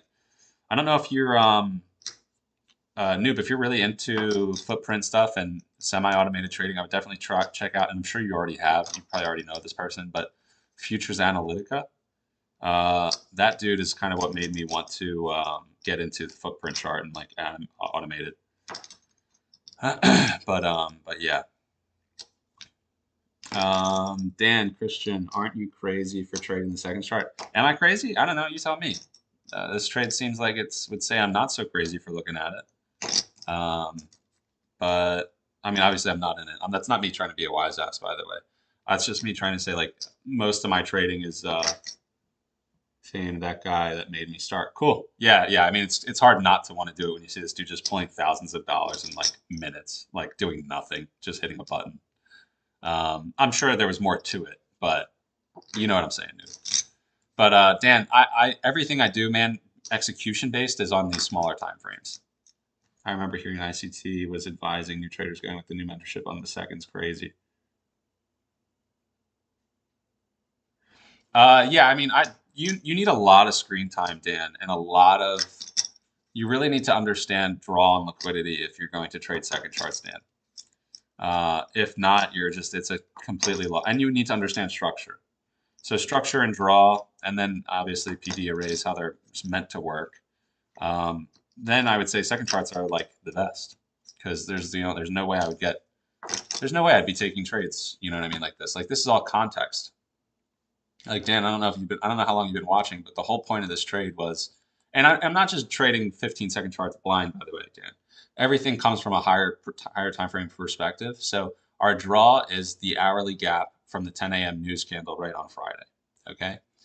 15-minute chart, we have the rejection block. Okay, that we obviously invalidated. Okay, but we have that up on the chart. New 15-minute candle comes up. What does it do? It taps into the up close candle, and let's go to the 1 minute because that's the time frame aligned pair. It starts to get stuck at the midpoint of that old rejection block. What else do we have? SMT on these highs. It's not perfect, but for I'm going to have to do it. It's going to bother me if I don't fix it. Here and here. Now I move down into a 15-second chart because this alone is not enough for me. Like that's like cool, but it could be clearer. And if you trade mostly structure based, well, this is where the 15-second chart is a blessing. Look how we have change in state of delivery, shkadoon, here to here. Okay, bodies are coming up. I mean, do we even want to measure this for kicks? Sure. 50% of the up close candles after confirmed are rejecting the very top ends of the wicks, but that's not really what I cared about. I wasn't even looking at that. I was just looking at the higher time frame and see how the bodies are all wicking or at wicks, boom, boom, boom, boom, boom. Bodies respecting midpoint, draw, lower, weak lows here. Slightly stronger lows for ES, but still, I'm not trading ES, so all I really care about is NQ. We have the draw of the news gap. Makes sense. I get short, or would get short right around here, because after seeing it do whatever it's doing, boom, short, risk these highs. I hate these tweezer tops. I've talked about that, but sometimes you just got to go with the flow. It comes down. I mentioned that I would have been stopped even, Dan, so if I'm being completely opposite or honest, I would have taken this trade. This is a trade that I would take, but I would have put my stop to even after we had a move like this, Dan. And I would expect that this would hold us and this would hold us. It didn't. I get stopped out. I probably would have re-entered after this candle closed here and risked this high. Would have gotten really close, probably would have trimmed a lot of TP. Long story short, Dan, there's a million opportunities where I had opportunities to be, or where I had winning trades there. So the 15-second chart is actually the best thing for you, as long as you don't get too crazy with your bias, like in flip-flopping, which I'm prone to. Like, you can't pay it too much mind, but you have to pay it just enough mind. You know what I mean? Like, it's all relative. So this morning, I took the trade I took in the XFA. Here, we had SMT. I'm not going to go back and draw all of it, but whatever. There's SMT between a daily high or whatever and NQ. My draw is lower for these lows. Oh my God, I guess I'm going to do it. No, I'm not going to do it, Dan. I'm sorry. I'm not going to do it. You could rewind. But it's these lows here, okay? Because my narrative is strong, he hasn't seen me post about the 1 second chart. Yeah, dude. All right, I'm not that insane. I don't really read the 1 second. But if you're a true believer, it all works. Like, I've looked at the 5 second chart before, okay? And the 5 second chart is cool and all, but it's a little more schizophrenic than I'd really want to, you know, get with the charting. But anyway, we had that SMT, and if my narrative is as strong as it is, Dan, and the draw is as strong as it is, this is a short. The first 15-second fair value gap, that's a short, and that's not present on the 1 minute, but this is what I'm looking at. Come down, I short it here, boom, boom, boom, looking for the lows somewhere down here. We didn't get it, sucked. Had to wait, come all the way down, blah, blah, blah. Tried to get short again. This is on the old gap, got stopped out. Got reshort after we lost the gap and, you know, the midpoint. This then becomes a breakaway gap above 50% of the range, or around 50% of the previous impulse range. That's that was the trades. But yeah, you want to check it out, you guys can check it out. Just rewind the stuff. Let's see what Noob is saying. Super aggressive sellers entered just now, very late to the party. Yeah, I'm sure they're late, but it depends. Like, what's cool about these? How big is the size, Noob? Do you want me to call you Footprint, or do you want me to call you Noob? I kind of like Noob because I think it's funny, but or maybe I'll call you. I don't know, man. I don't know. I'll just call you Noob for now, or FN. But I think Noob is probably better. How big is the size on that aggressive seller? Because if it's really big, I don't think they really care if this thing retraces 100 points on them. They're probably just trying to get set for the week. And that I don't really have any comment on. There's a reason why ICT talks about opens and closes, how the market is fractal, and how he uses macros in his best setups. Same shit across every time frame. Yeah, look, man, I think it all works. You know what I'm saying? Like, I'm a proponent that it all works. I use range candles. Time is irrelevant to the market. Yeah, so a lot of order flow guys will say that. You know, and sure. Yeah, like, I'm not going to not. Like, I think you can make money. You know, your belief is your belief. You have to live and die on your hill. My hill is that the time-based range matters. And clearly, I mean, there are things that I use for time-based candles as support and resistance, and somehow they work. In the end, I mean, we're all looking at the same exact data. It's just interpreted in different ways, which is why everybody's stuff works. So it doesn't really matter how you look at it or what the quote-unquote truth is. You're just looking at the same data in a different way. It's not like your way shows me that price is different than, you know, my way shows you what price is. 19.31475 is 19.31475 for the both of us.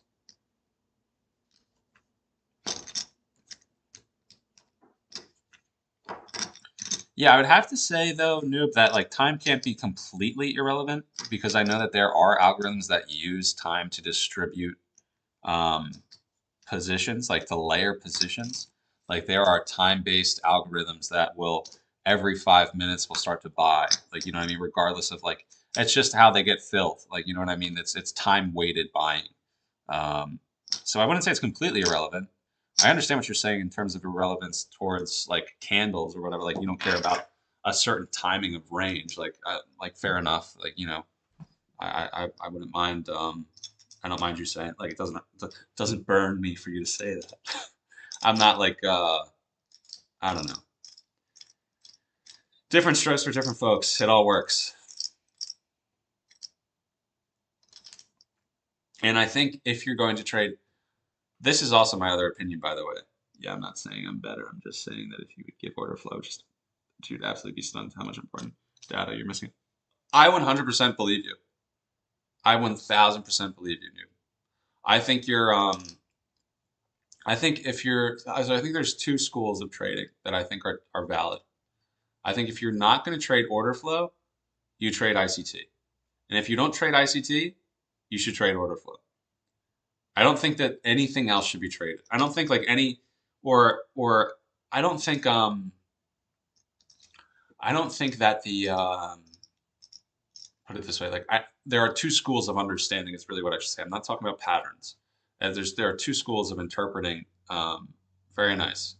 There are two schools. Good call, Nick, on the stop out. Although I would argue that there is plenty of money to be made. So we're both right here.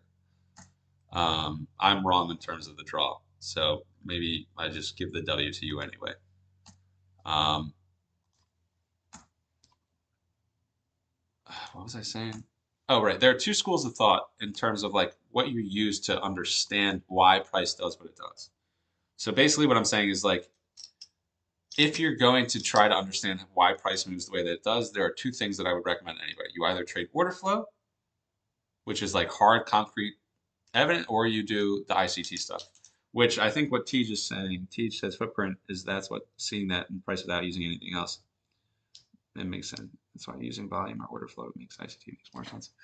Yeah, I agree. I think it's like there are ways for us to see what may look like or like say a stacked imbalance or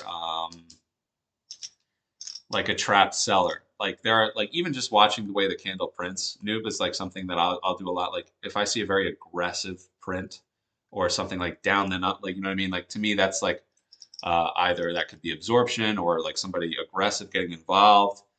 Like there's things that I interpret with like order flow terms in my mind of like you know so I see it from both ends. I totally understand what you're saying.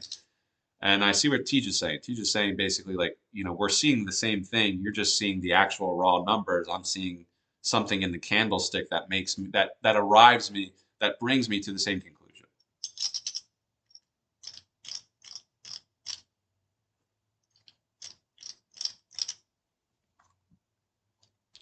Like I don't know, maybe your aggressive seller is right here. You know what I mean? Maybe this is your aggressive seller. Like where is it, Noob? Like where did the guy get caught?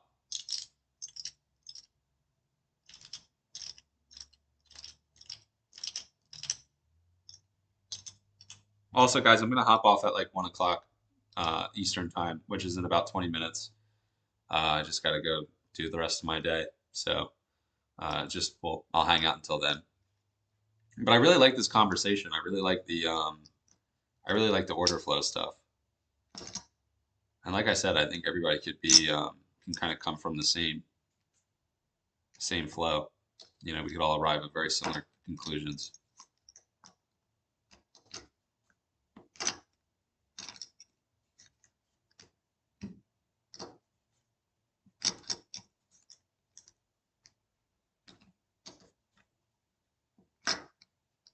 I'll tell you what would be actually really interesting. Yeah, you guys subscribe from me might be great, dude. Thank you very much, man. I appreciate it. I'm glad we could all get along and talk like humans. I appreciate it. But I think what would be actually really interesting and something that I would love to use for myself that I think would make probably any ICT strategy unstoppable is if there were order flow indicators. That would be probably the one indicator I would ever use that doesn't like clutter too much. I would love to know like, so what you saw was you saw, I'm assuming I wouldn't enter long yet according to my strategy, but it is clear that shorts are not dominant anymore. Yeah, I hear what you're saying. But I like what I would like to know, Noob, is like, because I believe like I do believe in, orders. I am a believer in order flow to an extent, but I just trust what I do more, obviously, because I've spent more time understanding it. But what I would really like is like the basics of order flow, of like absorption. So like this is clearly some sort of absorption. Like when like I mean obviously stacked imbalances are pretty easy for me. That's just a fair value gap on a 15-second time frame. Like that's what this sell was in the morning. I'm gonna say this was a clearly some sort of stacked imbalance to the downside. We came down, whatever, and then, and correct me if I'm wrong, but that's to me that's also why I like the 15-second chart, is because I like the fact that I can see those quick gaps. To me, that is like the closest to stacked order flow that I can get, right? But I would love to see like, when is somebody trapped? When is their absorption levels? Like if order flow could give me like if there was an indicator that I could rip, like it could just tell me when there's like strong absorption of like sellers that can't get past, because obviously I'm wrong here. Like this would be my draw, right? I would be wrong if I tried to short it here. I'd be wrong if I tried to short above this high. I'd be wrong here into this gap. That was a breakaway. I'd be wrong here if I tried to reshort it there. I'd be wrong here if I tried to short it there. So there is obvious use to like when it's like, all right, maybe your draw wasn't met completely, and there's a reason why. Because to me, that is one of the most that's where you could really get hurt, is like when you relentlessly trade towards a draw because you believe the move is not over until it meets that destination.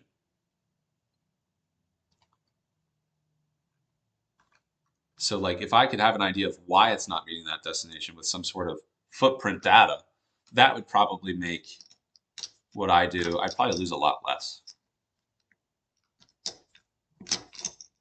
Okay, let's see what you're saying here, Noob.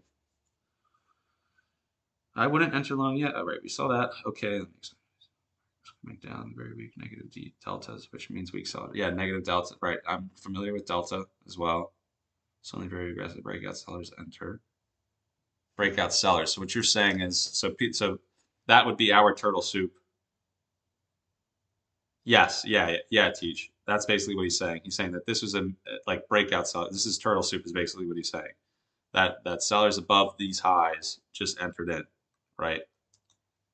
Which would kind of make sense. I mean, are you looking at the so with the breakout traffic side, you'd want a distribution to the upside? No, he's looking for downside now. Oh wait, suddenly very aggressive breakout sellers entered, or that are going to get stopped. So okay, never mind. These are trap sellers. So you're thinking, Noob, that like anybody that's sold above these highs are chalked because of this guy down here. The way I'm interpreting what you said, just because again, like I'm being stubborn with my bias to the downside, or how I thought you were meant, like by breakout sellers, like very aggressive, like would mean that they were up here selling the breakout, which they never really got, by the way. It's equalize, which is nasty. Um, the way I thought you were saying was like, oh, people came to sell this breakout, and that to us is turtle soup. Big move down showed sellers more selling. I traded without even looking at yesterday. I only see now. That's like I like that's I like the most. Yeah, I hear you. Good call. So you got them again. Aggressive sellers doesn't mean market is strong. You're just saying guys that are really just hammering the ask, or excuse me, the bid. And when you say aggressive sellers, do you not mean like, are you talking about in terms of size, or like there's a lot of volume behind the sells, like, or are they aggressive in terms of like they're hitting the bid as opposed to getting like filled passively? Is that what you're talking about? If previously they were weak and suddenly became aggressive, that's a perfect reversal. Okay. Like, okay, so for example, let's say that there's absorption, right? I use deltas and volumes. Okay. So assume there's absorption at this high, right? So then you have a little bit of a weaker negative delta, right? That's moving here. It starts to come up. And then you say above this high, now instead of absorption, you start to see offers, strong offers. You're saying that is a perfect reversal. So say relative, like, you know, there's some sort of absorption here at the highs, right? Say that there's passive orders to the downside. You say we break through those orders, and now that those orders, now you have or active sellers come in, so more guys hitting the bid, selling into the bid, selling into the bid. You're saying that's the perfect reversal. Dutch Mads, I'm not really looking for anything right now. I'm definitely short biased for the moment. I think it's suspect that we left short of the gap here from 10 a.m. from Friday, but we'll see. I mean, right now, obviously, Dutch, there's nothing that's telling me to get short right away other than we're just sweeping low time frame highs.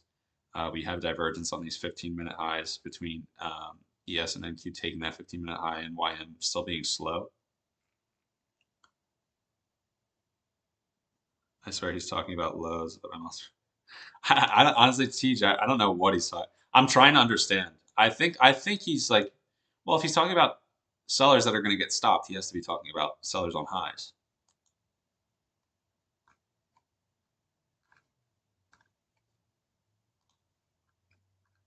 Here's the 1 minute fair value gap holding after the sweep of the high. ES is weak. You have divergence on ES. All into the 15-minute fair value gap.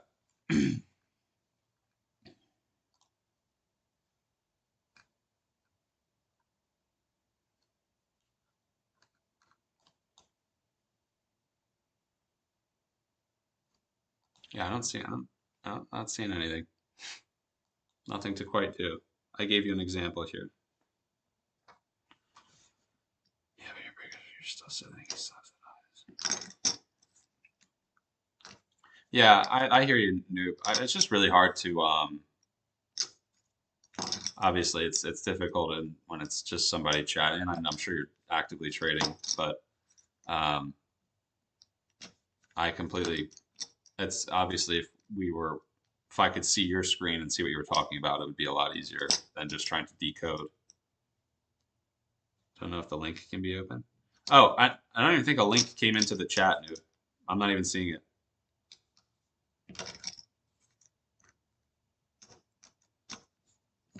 Do you think that's something I have to enable, Noob? Do I have to enable like links to be sent in here? I'll do that because I think it's cool. I like the discourse of everybody, you know, coming in and learning from each other. I think that's a really good, good thing to have. So I'd like to figure out how to get that to do it. Let me end the Q&A. Maybe that's the problem. I gave you an example here. Yeah, Noob, there was no link came through. I wonder if I wonder if there's something that I have to do on my end. Community moderation. I don't. Maybe try again, Noob. Try to send the link again. Do I have an Instagram or something? Noob, why don't you join the Discord, man? I will send you a pic. Noob, join the Discord. Do you have Discord? I would love to have you in there. It would actually be really cool if I had some like footprint commentary for like morning analysis at least or something. And to understand what I was explaining. Yeah, I would love to see. Join the Discord. Join the Discord in the link. Yeah. I think there's no problem. I think it would be cool to build a community that has a lot of perspective. I don't think there's anything wrong with that.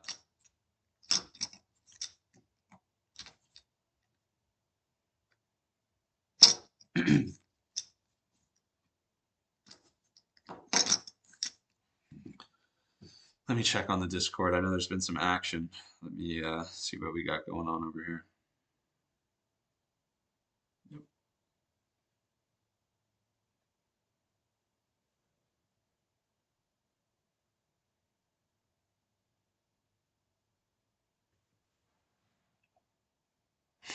Do, do, do, do, do, do, do.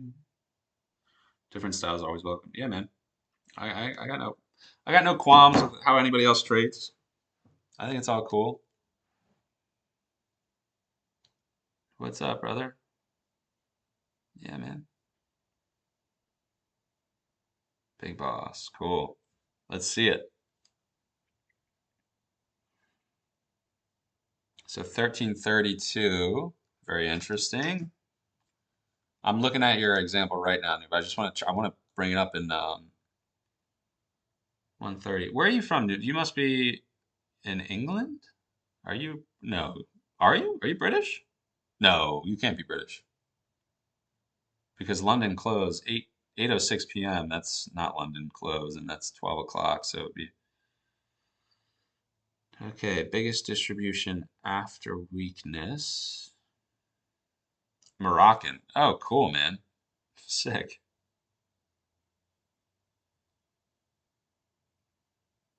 Buying setup was given before the open. Oh, what time was this, Noob? Can you like what time was this like Eastern Standard Time? So that way I could look at it on my chart and see if I can that way I can no distribution.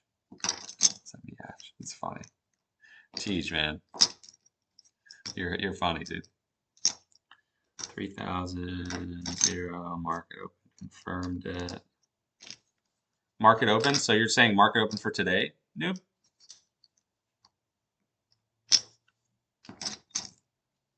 Let me give you a recent. Yeah, give me something like Noob. Show me what happened. Yeah, Noob. Can you do what happened down here for today's trading right around 12:30 Eastern time?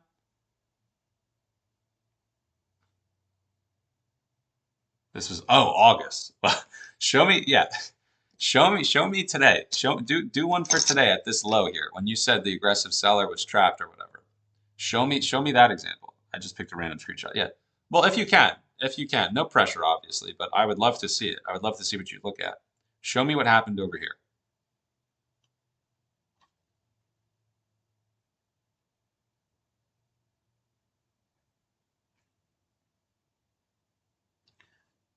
Teach, hell yeah, man. Love that. Wait a moment, I will. Yeah, take your time, man. No rush. No rush.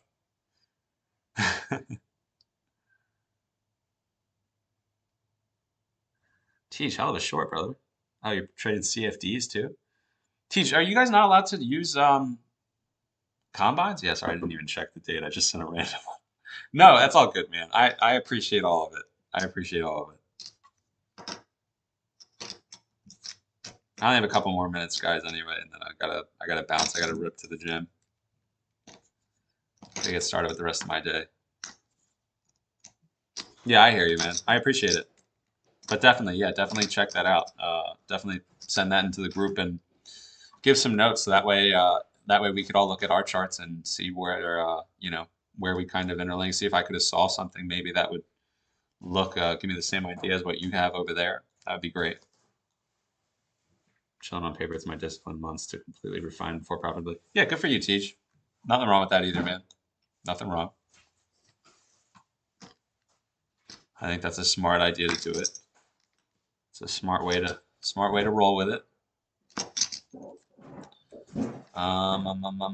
Let's see what we got going on over here.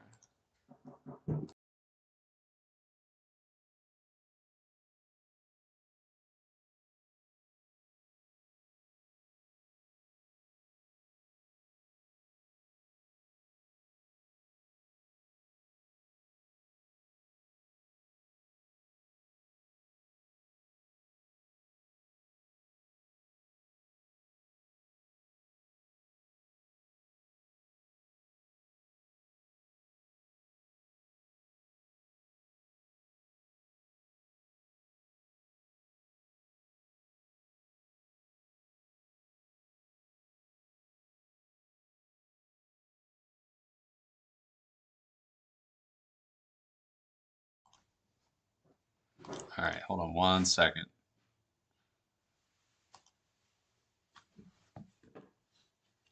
That move up was the perfect entry off macro to the tick.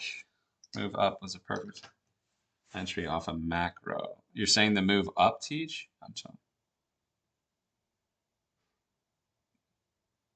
Well, we'll check it out. Hold on 1 second. I'm gonna see what new guys, because I'm only hanging out for another 5 minutes.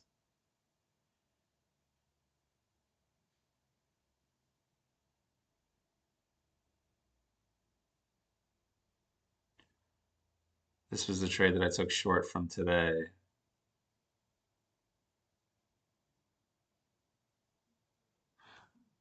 Um, um, um, um, uh.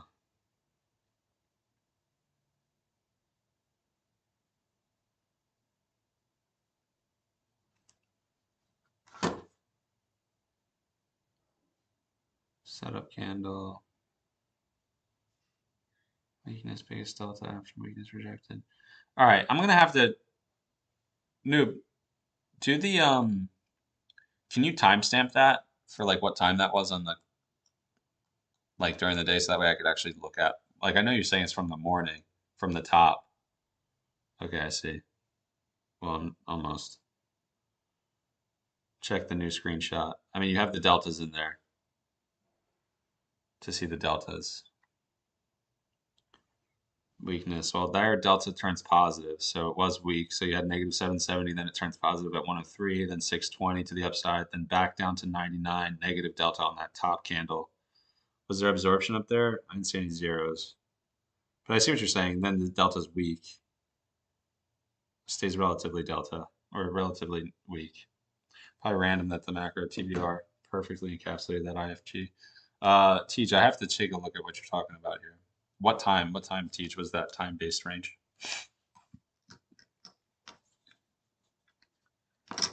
Oh, 620 are the aggressive sellers.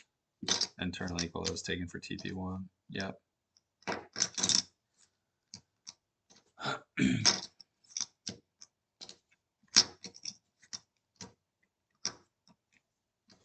Ninth party in a weak bullish market. Okay, I see what you're saying. I don't know, it was previous. Oh, okay. Teach, you're killing me, bro.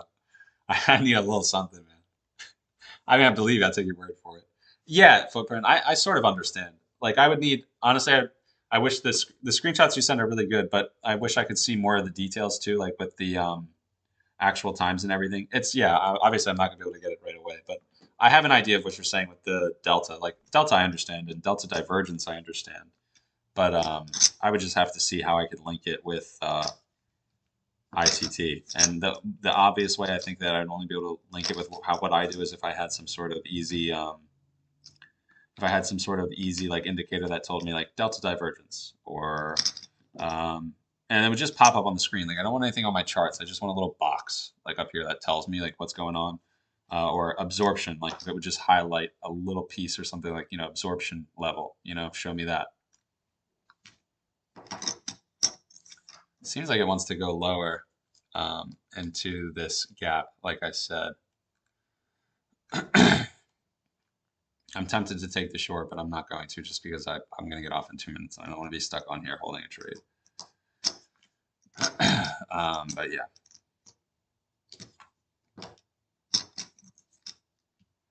Oh, well, that would be convenient. It would be convenient, wouldn't it? I know it's possible. But yeah. So anyway, guys, that's gonna cut it for me today. Well, I guess I have another minute and a half. I'll just stick it out. I'm dying to get out.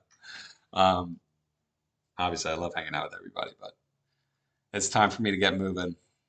Anyway, yeah, I'm looking for news gap to be filled in on the hourly, and then obviously 5-minute fair value gap down here to get touched into. So these are kind of my targets for going forward. I'm not really sure if this is how the week end or how the week starts. Like we might have Monday, Tuesday downside, Tuesday low of the week in London, maybe somewhere around here. Wednesday, Thursday, Friday continuation.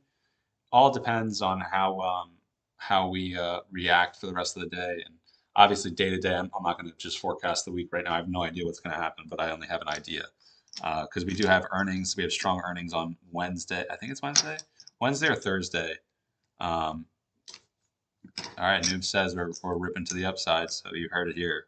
But yeah, so we have some news, really some big news too as well towards the end of the week, and also it's NFP. So we'll see. So yeah, Noob says buy the low because it's not going to break. Maybe he's right. I don't know. But all I know is that I'm done. Thank you guys for coming out. Thanks to everybody that subscribed. We gained a good amount of subscribers today, which is cool. Pretty tight. I hope you all have a great rest of the day. I will not be back tomorrow because I'll be playing golf tomorrow, but I will be back Wednesday, and then I won't be back Thursday, but then I'll be back Friday. And then the next week should be a little bit more scheduled programming. So, yeah, thank you guys so much for coming and hanging out. I really appreciate everybody chilling. Noob, thanks for the discourse and everything. Teach, thanks for hanging out. Have a good one, guys. I hope everybody has a great day. And again, if you guys want to keep up to date with what I'm doing, subscribe and check out the Discord. All right, cool. I'll see you guys later. Peace.